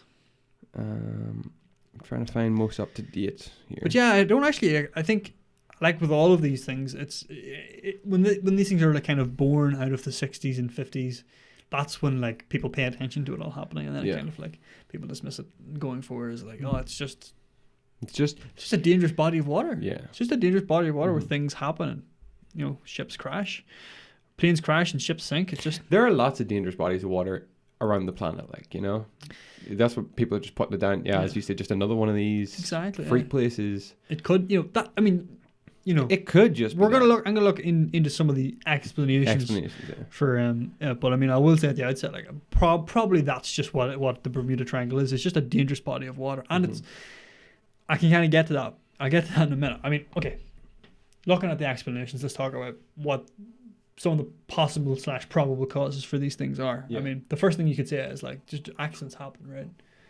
Accidents just happen, right? But there's been a lot of accidents in this place. It got picked up in the 60s for a reason. A lot of US Navy accidents, which you wouldn't expect because they're kind of quite experienced, disciplined, soldiers. So people have looked for ways to try and explain why these things happen in the Bermuda Triangle. So I got one here, Chris. You probably read about the methane gas. Oh, no. Expedition. Okay. No. So basically they've discovered these giant craters on the floor of the Barents Sea within the Bermuda Triangle. And it may help to explain what exactly is going on. So these craters are like hypothetically caused by like gas that's escaping from like oil wells from below the ground. Is it like a volcano, like an underwater? No, not really. No, it's more like it's more just like a bubble that's hidden under the ground, and it kind of like escapes in a large explosion kind of, but not like fire and debris, just like air. A big bubble just pops out from the ground. But in this bubble is methane, which is like a highly flammable gas. Yeah. So this methane comes bubbling up to the surface, and basically now you're surrounded with this flammable thing. So you can have a sailor who smokes a cigarette and just sets the whole thing up. So that would happen. It would rise from like the ocean's surface. Yeah, it would just bubble up to the air, and then you're surrounded. It's just being like it's like a gas leak then essentially. Ooh. Vast amounts of methane, and you just a spark or an engine or a cigarette or a lightning strike just set it off. Would just let it let loose. So this was observed in part of Norway where they seen like these massive amounts of gas just escaping up to the surface, and they recorded like high levels of methane, and like it was theoretically possible. And so it's said to be something like a nuclear reaction. So like a bit of gas coming off, like releases from the surface, that like displaces more ground, which releases more gas, which displaces, and it kind of like self-propagates, and it gets bigger and bigger and bigger and keeps going. So like that would explain why so much gas. So how big are we talking with these things? They're absolutely massive, like hundreds of miles. Not hundreds of miles, but like miles. Like craters that are miles, like big fucking craters. If the theory of methane gas explosions being the cause of so many disappearances in the Bermuda Triangle proves to be correct, then we can maybe chalk this one up just to plain old science. Science. Ooh. Could just be that. The other possible explanation we've talked about quite a bit: magnetic anomalies. The agonic line, which sometimes runs through the triangle, where magnetic and polar north align. Coincidence? Probably. But it doesn't happen there all the time, that right? This is something that just. So according to the Navy, this hasn't actually been the case since the 19th century. So like the 1800s is when this last was the case. Yeah. So it's like kind of because the line, the magnetic north can move. It's like it's not guaranteed to be. Would this line move like all the way around the globe, or just in and out of the Bermuda Triangle as such? No, it wouldn't go all around the globe. There'd be like it would have to be around the equator where this line always goes, because like the closer you get to north, Mm-hmm. the bigger the difference between magnetic north and true north becomes, because if you're only a mile away from Yeah. the North Pole, and then the magnetic North Pole could be behind you for all you know. Right. Okay. So it's like kind of like that. So it would be around the equator somewhere, in these tropical waters somewhere. But yeah, like other magnetic anomalies, like we've heard from Left Flight 19, like equipment didn't work. Was that to do with like the geographic region, the ore on board, or was it just coincidence? Yeah. It's just a pocket of magnetism. Pocket of magnetism. They have that, like, yeah. Yeah. Do you know gravity can be different depending on what part of the world you're in? Gravity. Like you can have like big, like big solid chunks of like mass like on the surface. Wow. And that could fuck up gravity. Like there's places in America where it's only like small percentages, but like it's measurable. Jeez. Yeah. Does that mean if we jump, we could jump further or higher? Yeah, like minuscule. Minuscule. But like what you would probably notice is that like if you dropped a ball, it would drop quicker. Yeah. Ooh. Another natural explanation is the Gulf Stream. Okay. So Gulf Stream is essentially a strong ocean current, which just like flows right through or in and around it. It varies as well, right? But in and around the Bermuda Triangle, and it's known to cause sharp changes in local weather. So it can turn from pleasant to storm. End of the world type weather like that. Just like that, really quickly. Because you got all these cold fronts and hot fronts mixing and meddling and kicking up a storm, Oh, nice. And then good choice of words. Another possible explanation is that it's just there is no explanation. It just happens there. It just happens. It's just a freak kind of coincidence. The Bermuda Triangle apparently doesn't have a notably higher incidence of disappearances than anywhere else in the world. Mm-hmm. Disappearances do not occur with greater frequency in the Bermuda Triangle than really anywhere else. Yeah. So, but they don't occur with greater frequency. It's just the state in which they occur is so kind of mysterious, bewildering, and the lives lost. Exactly. Yeah. Like no radio contact. Everything seems fine. Just mysterious circumstances. Exactly. Yeah. In 2013, the World Wildlife Fund. Oh, yes. WWF conducted an exhaustive study of maritime shipping lanes and determined that the Bermuda Triangle is not one of the world's 10 most dangerous bodies of water for shipping. That's crazy, yeah. I would say the Bering Strait is up there. Is it really dangerous with ice and stuff? Yes. It's just like we're talking just massive swells, really rough conditions, yeah. There's actually a really interesting story about a Russian submarine. Just going to break off for like a minute here to tell you this story. A Russian submarine back in the 80s or 90s maybe sank in the Bering Strait. And they radioed in to tell command or whatever that they were going down. And it got broadcast kind of worldwide that a submarine had sank. I think it was either a submarine or it could have been a ship. I think it was a submarine. They said that they were running out of air desperately. They had about 24 hours maybe of air in like their container. Then there was quite a few lives on board. And the American naval, I guess, institution or whatever, offered to help. We got to get these people out. Yeah. Russia said no. Oh. Russia said no, we don't want. It's Cold War, yeah. We said we don't want any help. Yeah. They were afraid of maybe seeing something or stealing something, or probably just didn't want the Americans to be. We don't need Americans' help. And the families plead all over the news to get the men out, and they let them die at the bottom of the ocean. They let them run out of air in a submarine at the bottom of one of the coldest bodies of water on the earth. That is horrific. That's a horrific story. That's the worst way to die, I think, is when you have like a timer on you and you know you're dying. Yeah, it's just like, and you can't get out. Just inevitable. Like there's no way that they could have got out and escaped and swam or anything. Too deep. Too much pressure. Too cold. Yeah, that's horrific. That is horrific. Just a little side note there. Yeah. Just a fun little story. A fun fact. Yeah. But yeah.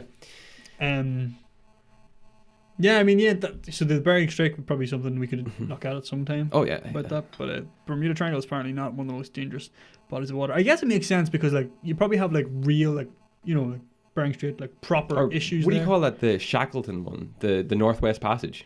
Don't know that. It's definitely one. Where, like, the boats... That's another topic I want to cover, where the boats went through... It's passage through the Northwest to cut up through, like, Nova Scotia up around Canada, Alaska, and taking this Northwest Passage will cut like months off your journey.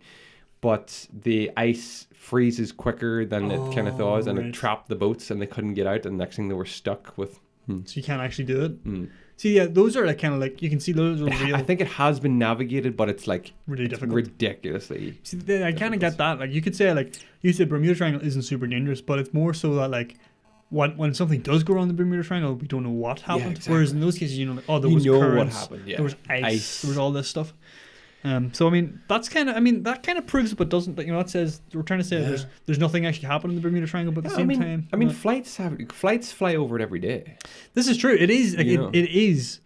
To this day, it sustains heavy daily traffic by air and by sea. It is one of the most heavily traveled shipping lanes in the world. Mm-hmm. When you consider that, when you think about that, just by chance, more ships will sink in the Bermuda Triangle than they will in less traveled areas such as the South Pacific, just because there's more ships that go in. Yeah, you know, when you have high numbers, it's the what do you call that? It's like the law of, it's not probability, but it's like big numbers or something. Yeah, the more you put in, the more you're gonna lose essentially, because the numbers are there. Exactly, like, that's it. Like, so, you know, maybe it turns out that, you know, in terms of the amount of traffic the Bermuda Triangle has, it's probably a very, very, very small percentage of these mysteries that happen, but. It's kind of the it's like you said, it's the circumstances in which they do disappear. They're freaky. Yeah, we don't know They're what unknown, happened. Yeah. And we're desperate. Humans are desperate for whenever they don't know we want happened. answers, yeah. Exactly. But one of the things I wanted to touch on, can we go to Charles Berlitz's? That's my next. It's so fucking interesting, right? So he popularized the legend of the Bermuda Triangle. He claimed that the fabled lost island of Atlantis was involved in the disappearance. Yeah. Now, Atlantis is a legendary city that was sank by I think it just sank. Yeah. Like an earthquake or something. Yeah, exactly, yeah. Lying west of the Strait of Gibraltar, actually. That's a long way west of the Strait of Gibraltar if it's in the Bermuda Triangle. Yeah. But it dates back on maps and stuff like this kind of island or this city, and he believes that it sank here and it's responsible for like this. He thinks these disappearances. I think that's fascinating. It is. It's a cookie theory though. It's mad. Like he thinks that like for some reason like it's like Atlantis is active or something, and it's like pulling these ships down almost as if there's like it's like a living, breathing, it's a real thing. Yeah. Not just a sunken city that like died and perished. It's like it's a thing that still exists. Well, apparently there was a volcano on Atlantis as well, or around Atlantis. Well, see, this is like Atlantis is a topic we should definitely do in and of itself, because it's like, what, you know, was it real in the first place? Is it just a myth? Yeah. If it was real, where was it? The lost city of Atlantis. What happened? You know? Yeah. It can be. It depends what account you read, but it chops and changes where it is in the world, like exactly. All over. People just wanted to find out where it was and stuff. It's like, it's kind of like this guy, theorized. It's a pretty loose term to say he theorized anything, because some of the theories came up were complete fucking bluff, like. But he theorized that it was in the Bermuda Triangle, and that's why the Bermuda Triangle is the Bermuda Triangle. That's such a cookie like thing, as you say. Like, it's such what a wild allegation to kind of throw out there. It's like a theory to throw out there. Just that's where Atlantis went down. Is it? Yeah, that's it. They're still brewing under the water there. And did you read about the crystal energies? No. This is where you kind of this is where it's like, it loses reality a little bit. Was it the same guy? It's actually other people kind of expanded on his like teachings. I don't want to say that because that makes him sound like a fucking prophet or something like that. But they were expanding on like his notes, basically saying the crystal energies were being used by Atlantis, or in the ancient city of Atlantis, to sink the ships and planes. Right. What reason? Don't know. Well, but people believe in like these energies from crystals. Absolutely, like, it's a big thing. Mm-hmm. Isn't it like that? What like that? Reiki is that form of meditation? Reiki. I don't even know. We put like little crystals and stones and stuff under your pillow, and was that like brings your energy, the ions and stuff like that? Yeah, negative energies and positive energies. Yeah. I don't know if I believe in that as such. I believe everything has energy, sure, but I don't know if there would be enough coming from crystals to necessarily sink ships. And pull down planes, you know. I could believe like if you put something on your arm, like that could affect your like body's like harmony or something like that, right? Like you could add like nutrients or some sort This of is so interesting. minerals. But Yeah. like, I don't think that they can work from afar. That they can pull a ship down. No. You know, that's No. that's not. I don't think it's not that, right? Oh, it's so interesting. It's not crystal energies. Could you imagine? Could you imagine if there was a civilization under the ocean in like this merman, city? like Maybe. Aquaman, Maybe, city of yeah. Atlantis. And they're just so pissed off at this traffic above the water, and they're just like, fucking pull that boat down. Or maybe they need a sacrifice every now and again, and they're just like, pull it down. Holy. I don't believe. I believe Atlantis may have existed, but I don't believe like it's still like a civilization below the sea. Boy, will your face be red if that ever comes out. Using their crystal energies. And then once you start talking about crystal energies and a civilization beneath the sea, it gets into like, you know, really wacky time portals, a rift in space time that's pulling ships, you know, into thin air. There's crazy Extraterrestrials, underwater alien bases. This is weird. This is weird. Did I speak to you about Strava? No. Did I tell you about Strava? What happened there?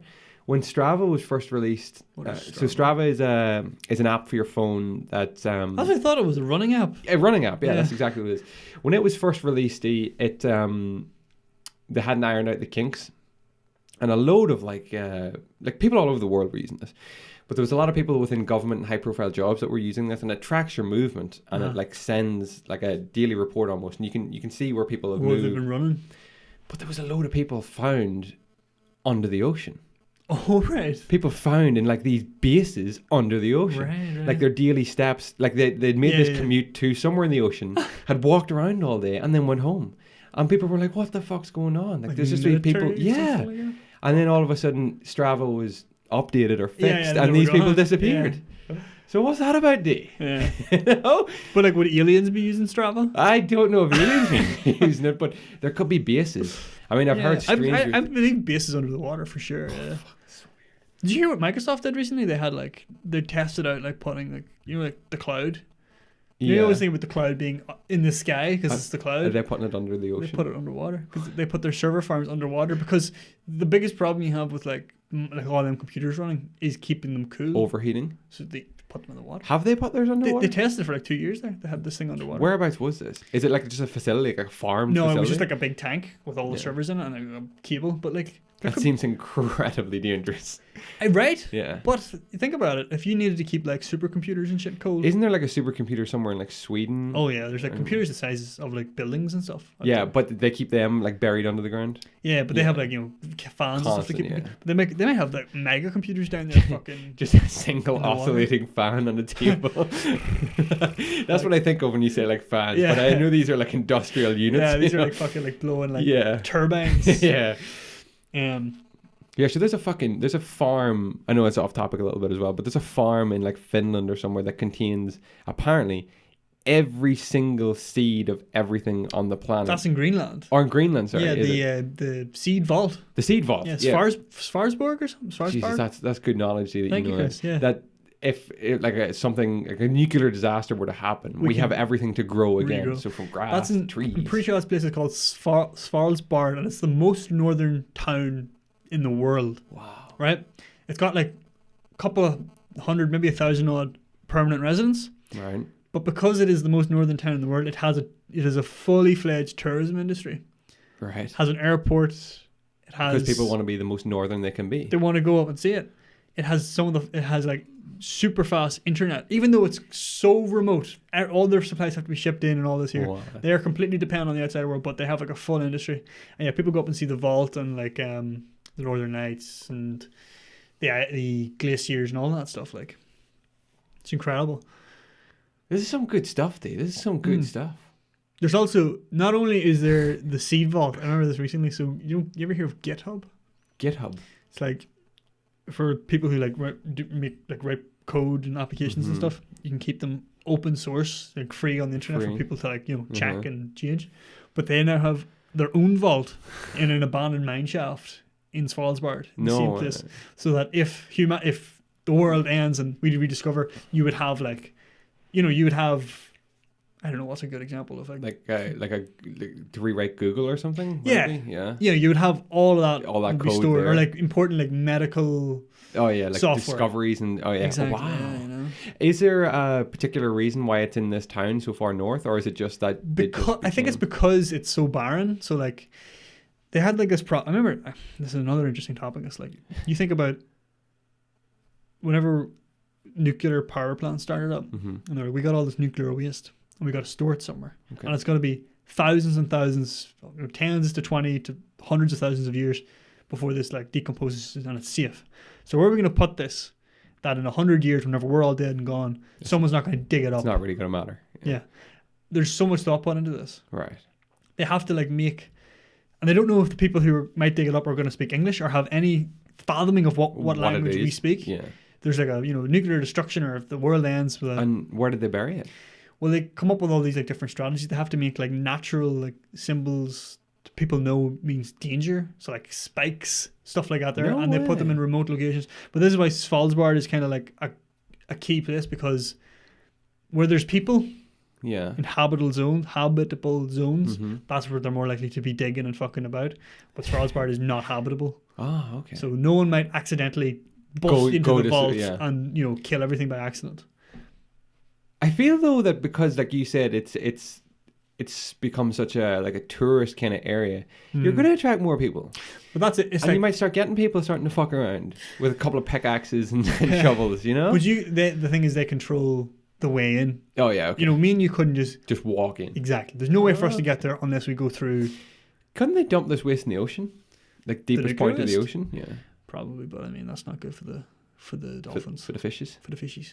Okay. Besides, you don't know like how that water contaminate your water. True, actually. It evaporates and then it rains. We get nuclear rain. Yeah. Okay. So they have to be very careful with it. But that's interesting. Sorry. That's well off topic. Yeah. But that's for a different day. Yeah. But it's some of these theories though, like they're coming back. Maybe they buried all this nuclear crap and it's pulling down ships. They did an awful lot of nukes out in like that. Oh yeah. Those regions of the Caribbean as Bikini Atoll. Yeah. All out there. That's where that's where SpongeBob comes from. That's right, yeah. That's one of the weird theories behind SpongeBob. He was caused by the nuclear bombs. Yeah. They did testing out there on the nukes. For me, though, a Bermuda Triangle, I think it is just... Yeah. I think it's just... There's been some weird mysteries, right? Mm-hmm.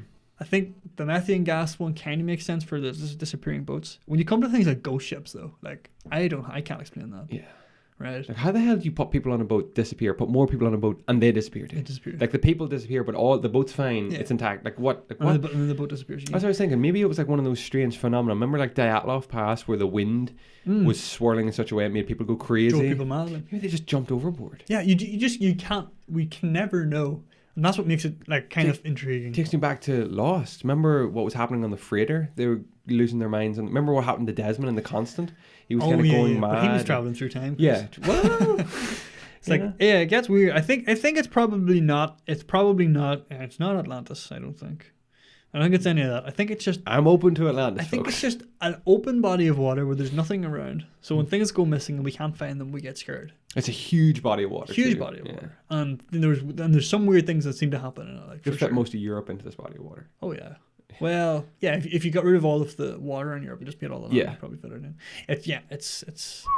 It's weird and it's pretty spooky, but it's a creepy one day. I mean, I don't think I would be. I used to be scared. I would never go through the Bermuda Triangle. I don't think I'm so scared now because evidently people go through it all the time. Yeah, you fly over like commercial flights take the routes. I've probably went through it. Yeah, exactly. Maybe not. No. I think now with Florida, if you don't fly direct, you come down through. Well, you come down through the top of.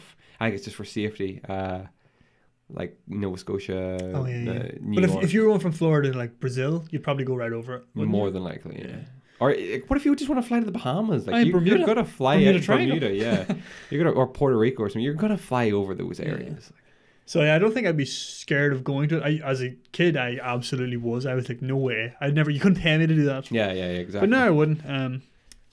But it's weird when strange things happen like that, and it kind of comes back to the superstition thing I was talking about. It's like once it's in your head, it almost becomes a real thing. I know. Because you'd be so panicky if you were on a boat by yourself going through it, and you had a notion about the Bermuda Triangle being dangerous. You'd just be like, I'm going to do something stupid or I'm going to mess up, and then your brain does mess up, and then you're like, you're imagining ghosts or something. I wonder, do like these, the around the world yacht races? Yeah. Do they travel anywhere near it? I don't know. Or is it like superstition within the yacht community? You would have to explain to me how a yacht goes around the world anyway. Because does that just mean like Like, does that just mean do you have to go like around all of the countries? Like, I think there's like 7 points they need to touch in, isn't it?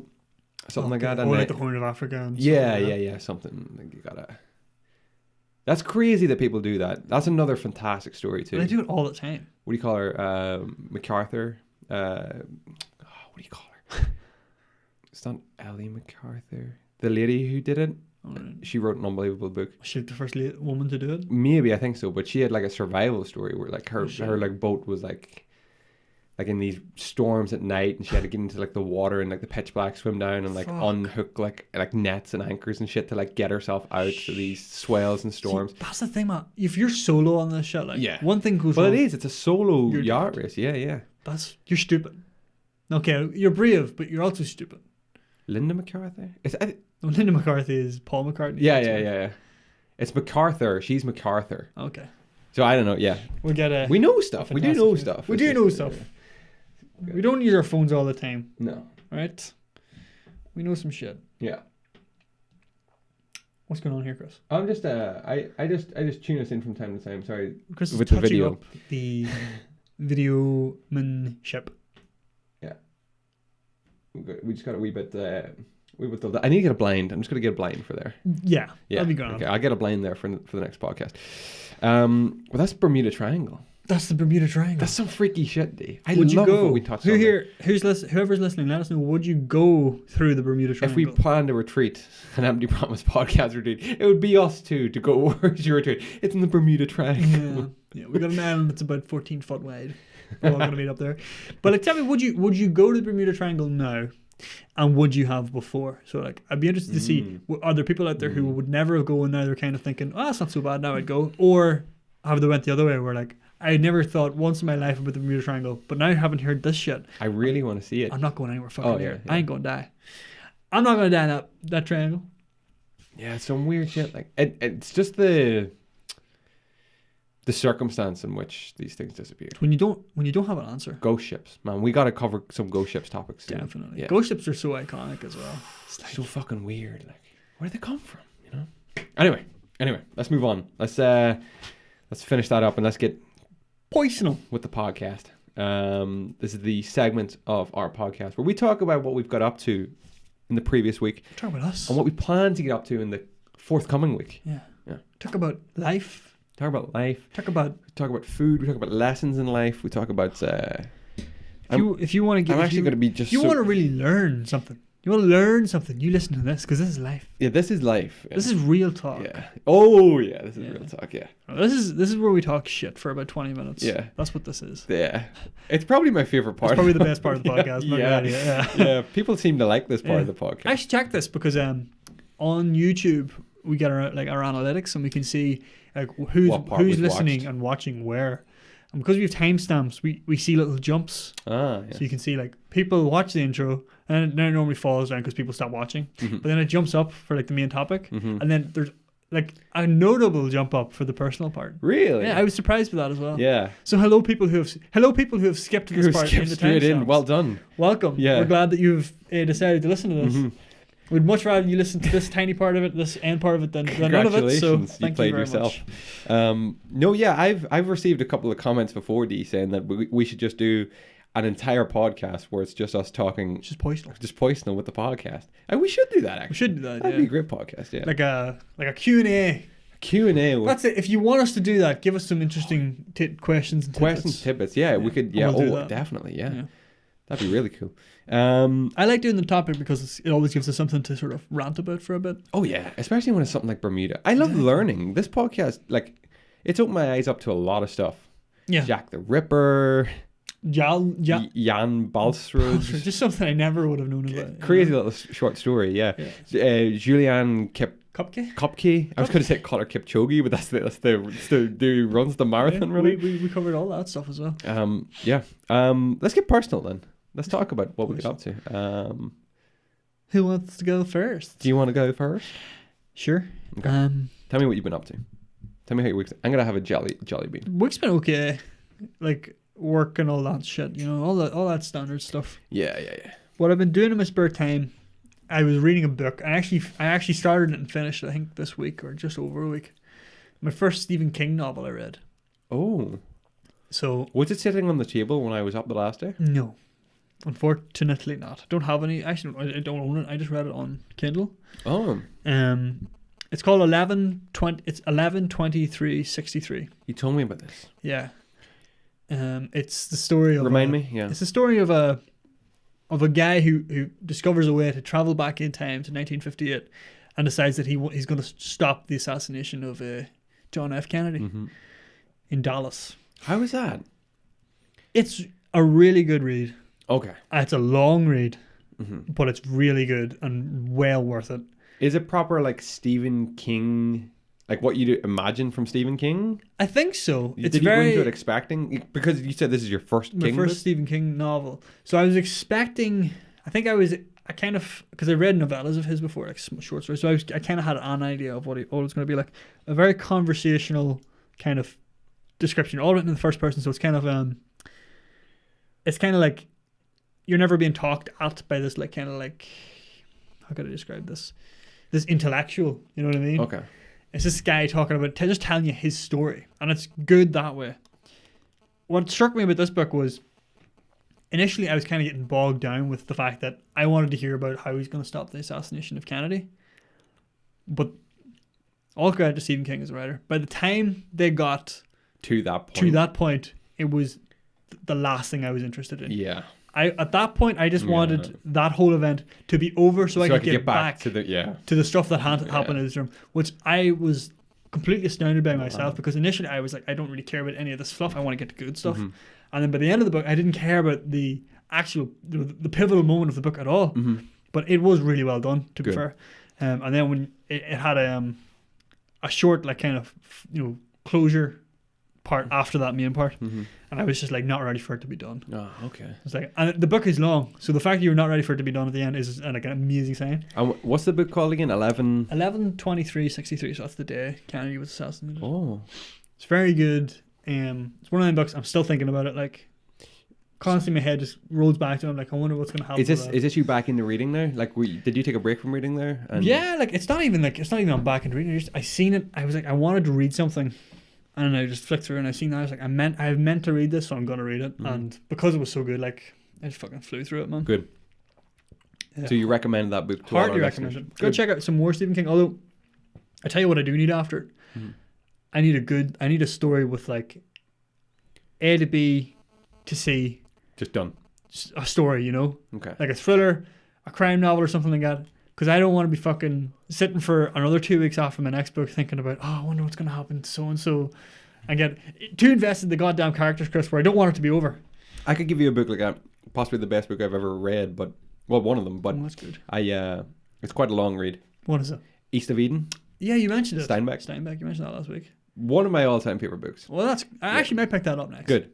I want a story because I don't want one that's going to make me like too attached to these characters. I'm not going to let them go. So this is the problem. Okay, I don't think you'll get too attached. It's just the level in which Steinbeck describes... it's like, as you said there was a point in the book where I was kind of wanting to get to a certain point, but by the time I got there, I cared so little about it because the detail that went into like the characters and the story before, I was like, it's kind of similar. So you get a really good fucking writer, man. But yeah, actually, so either that... Oh, I'll tell you what to read. The Alchemist. Have you read The Alchemist? No. Fuck, man. All right, I'll give you... I have 2 copies of The Alchemist in there. Right. It's incredible. It's like one of these, like, you're reading it and you're like, this is made for like a 12-year-old. But there's so many, like... That'll suit me down to the ground. Like, kind of hidden... I wouldn't say... Like layers? Underlying tones and messages and stuff in it. Listen to me, I sound like I know what I'm talking about. I don't. It's just a really good and a lot of onomatopoeia. It's short. You could probably finish it in about 2 to 3 days, but it's point A to point B to point C. Okay. You really like it. Read it for the next podcast. I'll give it to you before we leave today. Okay, that's my assignment. Remind me. I'm going to write it in my hand now. Okay, good. Not good for your skin, but good for me. The other book that I might read, Chris, and it kind of ties into what else I did this week. I watched a movie. Okay. On Netflix, which I've been meaning to watch for a while, and it really paid off. Zodiac. Oh. Or The Zodiac, perhaps it's called. Have you seen it? No, this is Gyllenhaal and Jake Gyllenhaal. Gyllenhaal, Robert Downey Jr. and Mark Ruffalo. Are the big about big the Zodiac dreamers. killer? About the Zodiac killer. Oh, the murders? Right. Yeah. We're going to be doing a podcast on Zodiac. Yeah. Right, eventually. I don't know why. Spoiler. Guys, it's going to be a 2-parter. It's going to have to be a 2-parter. Really? Because if it's going to cover what was in that movie, it's going to be a lot to cover. Oh shit. Okay. Right? There's a book called The Zodiac Killer or something like that, and it's written by one of the guys in the movie. Sorry, one of the guys portrayed in the movie. I'm going to read that. That's going to be read at some point, Chris. And that when I come out of reading that, I'm going to say to us, we should definitely do a podcast on it. But I don't want to do it before I read that. Okay. But I don't want to go into a non-fiction book right now, because I'm like, I need a palate cleanser first. Okay. So that's where I'm going to be.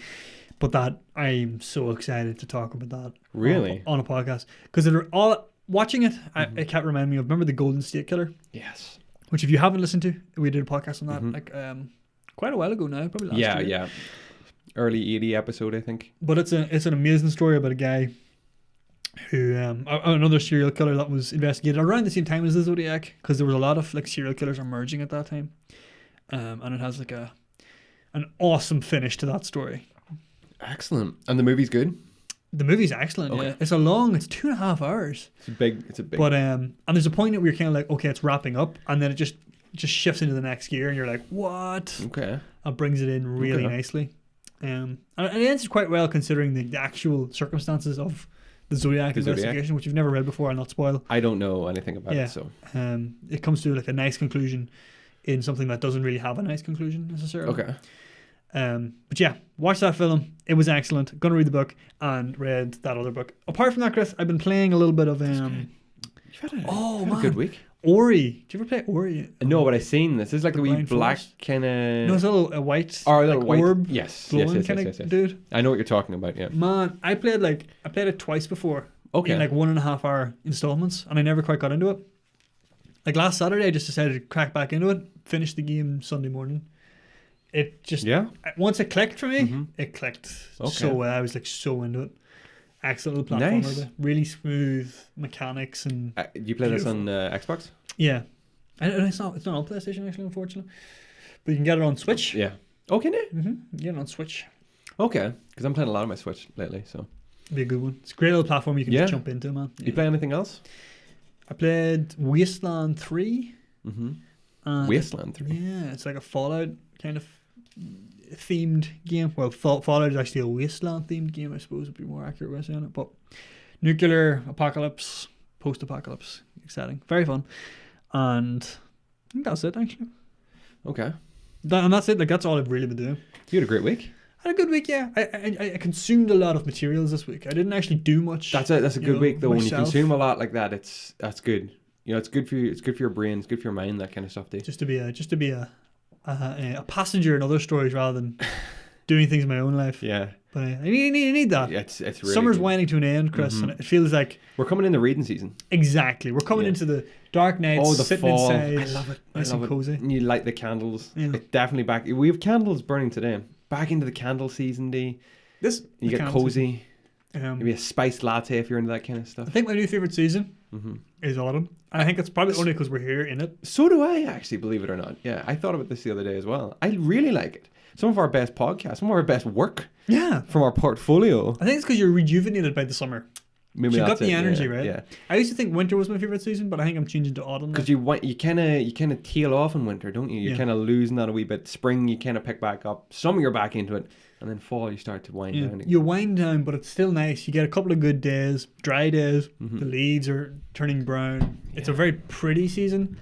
You get the bit of a chill, but not the like miserable chill of winter. Not the miserable wet chill. I love these days. See these mornings? It's crisp. Yeah. It's clean, fresh air.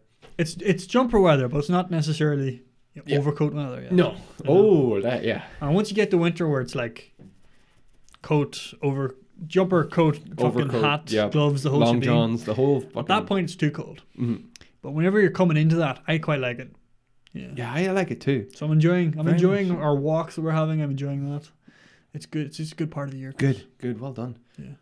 So do I, actually. I enjoy this. My week D consisted of... So we spoke in the last podcast. You edited it for me. You edited the last one because I was unavailable all weekend. I had Holy Communion to contend with this weekend. It was my sister's Holy Communion, which should have taken place a while ago, but due to COVID, didn't take place. It was very nice, It was very nice. And I have to say the kids did really, really well. It was because of the whole COVID stance, it wasn't as much of a what would you call it, like a ceremony as it would have been. Yeah. It was all very relaxed. The teachers were kind of giving the kids just their cue in the chapel on where they had to go, where they had to be there and then. But it was lovely. It was really, really good. That's a good way of doing it. It was so relaxed. You don't want all that pressure. No, it was so relaxed. It was really, really good.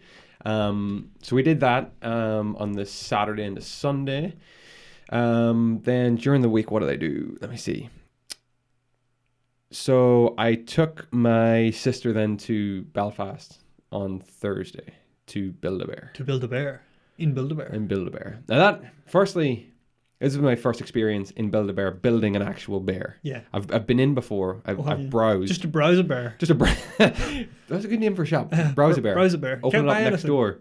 Like the sister shop. You can browse here, but you build next door. Yeah, that is such a wholesome job to have, being like the people who run Build-A-Bear. God, I was so caught up in the whole thing. I almost wanted to build a bear myself. Did you not build a bear for yourself? No, I didn't. No, my sister built the bear. She's very into Paddington Bear at the minute. They kind of have a new Paddington kids show, and she loves it. So she wanted to build a Paddington-esque bear, but she completely kitted him out with like. So he got like his heartbeat. He got a voice box. He got he scented. He scented? But yeah, we scented him out. What scent is he? She went for Was he? So my sister, like, I think this is typical us. I was expecting like the employee, the worker was kind of calling out all the scents. So there was like, candy floss, and there was like bubble gum, and there was one that was just called like twinkly star. Yeah, thing. yeah. She went for banana. She Banana's chose banana. a good smell, though. Man, it is terrific smell. Sweet and it's pleasant. I thought when she said it, like, my face kind of dropped. I was like, what are we doing? But it was her choice, and to all of our surprise, banana works very well in Paddington's midsection.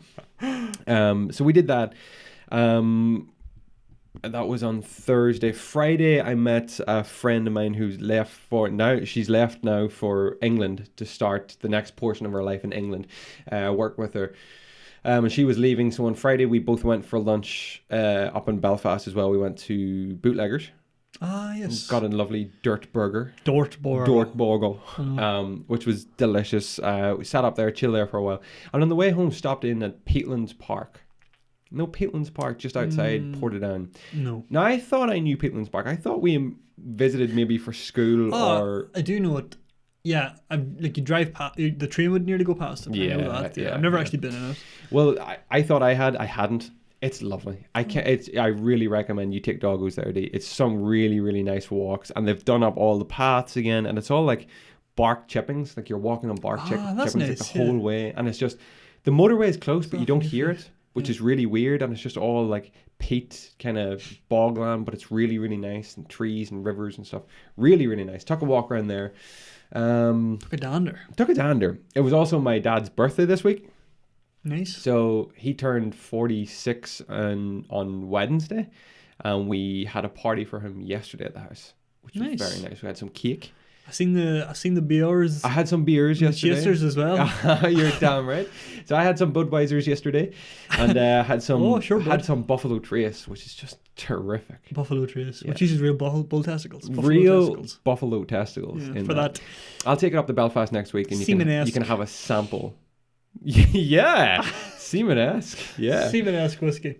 That's good. Yeah. I didn't meet. I seen and spoke briefly to James Sinker and girlfriend Sarah during the week. I was down in Craigavon one of those days. What was I looking for down there?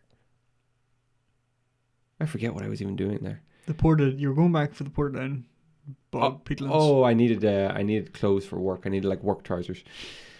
And I met them and just spoke very, very briefly. He was on his work break, on his lunch break. Sorry, work break. What am I even saying, D? And then what I've watched and stuff this week. So I have started listening to a recommendation from you. Yeah. A book that I've started listening to the audio version, Atomic Habits. Oh yeah. Yeah. I enjoy it. It's not too preachy. No. Which I enjoy. It's very kind of like just fact. Yeah. And it's the guy who wrote it narrates it. Was that right? He's got a great voice. Oh, that's good. And it's very easy to listen to. Well, that's a bonus.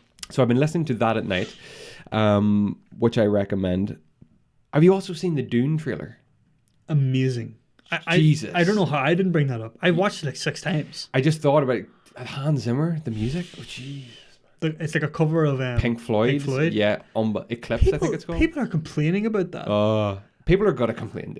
They're saying like, it shouldn't have been using a cover of a rock band or something because it's, sci-fi. You can't win. Amazing. It's unbelievable. I fucking loved it, man. I thoroughly enjoyed it. I've watched it like I have genuinely watched it like 6 times. I've watched it twice. Yeah. But yeah, I don't know why that came up. Got shivers every time I watch it. Yeah, very, very. I can't wait for that. But what I have watched and I finished last night, and I can't please, if you're listening to this and you haven't watched it yet, please start watching Cobra Kai on Netflix. Oh yeah, I've heard everyone said that. Jesus, I'm blown away at how entertaining this show is. It's Karate Kid 30 years on, 30 years on. Yeah. And it's the bad guy. It's the bad guy, Johnny Lawrence, the guy he crane kicks at the end, opens up his own dojo as such. And the story goes from there, but it is just the cheesiest, but well done cheesy kind of show like you can imagine. It's so stereotypical, I think. Is that the right word, maybe? It's so predictable, but it's predictable in the good way. Right. I can't find the words fully to explain it. It's very, very enjoyable is all I need to say. Please watch it. Please give it a chance. Give it the first couple of episodes. I've been meaning to watch it. You get caught up real bad. I got so many fucking things to watch. It's so bad it's good. It's one of those. Right. Well, that's something. But now I also need, because I'm done, I need recommendations, and I'll fly through like Spider-Verse and the Zodiac movie. But if you're listening to this podcast, please shoot us some recommendations. Watch The Boys. The Boys is right. The Boys. Yeah, I'm always up for recommendations, and if it's decent, I'll give you a shout out here to say thank you for. I know if it's shit, he'll definitely give you a shout out. Yeah, definitely. You'll hear all about it. I think that's all I did this week. I had like a. You had a big busy week too, Chris. Yeah. You off this week? Breath of the Wild. Oh. Breath of the Wild. You've been playing it. So into it. Oh, that's good. I'm so into it. I'm so hooked right now on Breath of the Wild. And what makes it so easy is that I'm using the Pro Controller, and I'm just taking that everywhere. Like, I'm playing it on my TV, and then in the evenings, I come home, and then the family's all sitting downstairs around the fire, and I'm like, you know what? I'll just take the Switch down, sit with it on my knee. Play with it. I got like so one. You use the Pro Controller even when it's. Yeah. I do. I got one earphone in just so I can hear. You can be in the room, but you can also be in the game. Exactly. And that's just how I'm playing through it. Just at a nice steady pace, taking my time, just discovering things, doing loads of different quests. I'm really, really enjoying it. That's good. And some Warzone, and that's about all I'm playing. The grind I mean, I guess so. Yeah. I'm just looking forward to Cold War for some multiplayer You're again. Picking it up, but yeah. I think so. Although I really want it for the PS5 straight out, right? Because I don't know if I want to spend money on it. I'm sure. Is it not coming out like after the PS5 though? No. Yeah, well, it'll be. No, it's coming out. It's coming out October. PS5's November. Yeah. So I don't want to go and spend like 50 quid on it when I could just save the 50 quid to put towards the PlayStation. You know. Can you not? But you can play PlayStation 4 games on PlayStation 5. Right? You can, but I don't know if it's it'd the same version. No, it would probably not be up to the same standard. Is what I'm thinking. They're doing that on. They're doing that for some games like. Maybe if you just bought the digital version. I know if you buy like The Witcher 3. Mm-hmm. Actually, I don't know about PlayStation, but I know for Xbox, but I'm sure it's the same. For Witcher 3, if you buy it today, you get the updated version when it comes out on the next one. Okay. Whenever. I'm sure they should do that for the PlayStation as well. They should do that for COD. Actually, you know what? No, they won't do it for COD because COD are money grabbing bastards. So. Yeah, that's true. That's true. So I've been watching a lot of the betas for the multiplayer, the alphas for the multiplayer, or the betas. I don't really know what way that works, but I like what I'm seeing. So, there's that. I might pick it up. I don't know. What are your plans for this week? Tell me what you're gonna do this week. Apart from like the normal, like I've got Tuesday off. We'll work. So I've got a day off. Are you off Monday? No, just Tuesday. I was gonna take Monday off, but I missed a couple of Mondays now, and we always do this like team thing on a Monday. Oh. Not like a fun thing, like a work thing on the Monday, but I kind of like I don't think I think it'd be bad if I missed another one. Okay. So I'm gonna do it, and then I'll take the Tuesday off. Because there's no I in team. There's no I in team. But there is an Empty Promise Pod. And there's a me in backwards. A backwards me. Thank God there's one I in Empty Promise podcast. And the promise. And a me. Yeah. No. Yeah. No. Yep. Promise. No. Promise. Well, M and E are there. Oh, yeah, exactly. It's there. Yeah. So you're off Tuesday? It's like when we were talking about the fucking letters and the words. Any plans? No. No. I wanted a day off, so I took it off. Well done. I will be coming up to you on Saturday. Mm-hmm. We're going to meet up with an old friend of ours, and we're going to hash through some of our old... this is for the listeners, obviously. We're going to hash through some of our old movie projects that we did in high school together. I'm very looking forward to Our watching movie projects. Mm-hmm. Really putting them in a grade above where they are. Movie projects. I'm going to watch some a couple 5-minute of projects clips. that we worked on while we were in college, high school. I'm really looking forward to that. That'll be good. Can't wait for that. I just want to see them fucking films again, man. Yeah. They're all there. I know. I'm glad, by the way, because I looked and I couldn't find them anywhere. I've backed them up. So I got them on the hard drive, and I got them on my laptop. 2 laptops. So that's good. Yeah. So yeah. That's pretty much what we're gonna do with our weeks. I am desperately holding in a pee. Yeah. Are you? Yep. Yeah. Okay. So I think we. Look at that jug of water. I was up to there. Oh yeah. I mean, it was mostly ice. Yeah, So, well. I think it's time to wrap this one up. Boys and girls, thank you for tuning into this week. This has been the 103rd episode of the Empty Promise podcast. This is the 103rd time that we've done this. That's mad. What I want to tell you about this wood, about this tree. You know, whenever you was planted, the first podcast we ever did, this tree was planted, and we cut it down. Each ring represents an episode. That'd be so cool. That would be so That'd cool. be so That's cool. 103 years. You'd have to wait for that. I know. Unless you got one of them fucking... And it would also mean we'd have to stop. True. Or else it would just never catch up. Yeah, true. But here's a fact I found out about the rings of a tree. So you cut down a tree. I'm saying this because we have like a big tablet on the table. Go watch the video version. It's a and you'll cookie. see. So you count the rings is the years, yeah? Mm-hmm. But do you know that you see this like kind of white part here? Like the bigger part? Like the space between each ring? Yes. So the space between each ring represents the growth during the spring-summer period. And the line represents the growth during the fall-winter period. There you go. So you can tell how good the summer was. Exactly. It's pretty cool. You get big growth in the middle. You get big growth on the lines at the very start. Early on. Because the tree is just always kind of growing. And then as the years go on, you'll see it just kind of... So you could see like... Yeah, like there, that was a very short growth year somewhere there. 7 years ago, they had a great year for it. Yeah. Great year of it. What was 7 years ago? God only knows, but it was a good summer. I tell you that much. 2013. Oh, great year, actually, 2013. Terrific year. Yeah. That's So there you pretty go. cool, That's like- just an interesting fact I found out about this. The reason this is here is because Dad got himself a new chainsaw. You just cut down a tree. There's been a tree that has fell in the woods from the last big storm we had, which was months and months ago, and he's finally getting around to cutting it up. So I asked him for a tablet for the table. Mm-hmm, mm-hmm. Yeah. That's good. Yeah. Next thing you know, he'll be building tables out of it. Oh, I hope so. You know? I hope so. A big table like this would be fantastic. Anyway, ladies and gentlemen, boys and girls, thank you for tuning in to the 103rd episode of the Empty Promise podcast. Remember, you can find the video version of this podcast over at youtube.com/Empty Promise podcast. You will get the audio version available on any podcast hosting service. Just again, search for Empty Promise podcast.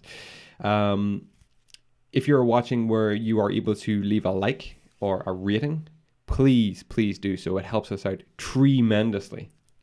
See what I did there? Do you see what he did? Yeah. Brilliant. And you can get in contact with us through any of our social media sites, which we are now a lot more active on than we were before. I was always active. No one ever messaged me. Never happened. I never got a notification. I forget. Somehow. Twitter, Instagram, primarily. Facebook is also there. Or our email, which is... emptypromisepodcast@gmail.com. That's the one. You can get in contact with us there. Thank you for tuning in to this episode. We will find you all next week. Mm-hmm. Goodbye and God bless. Bright-eyed and bushy-tailed. That's what I always say. Yeah. We'll see you all bright-eyed and bushy-tailed. Yeah. Goodbye and God bless.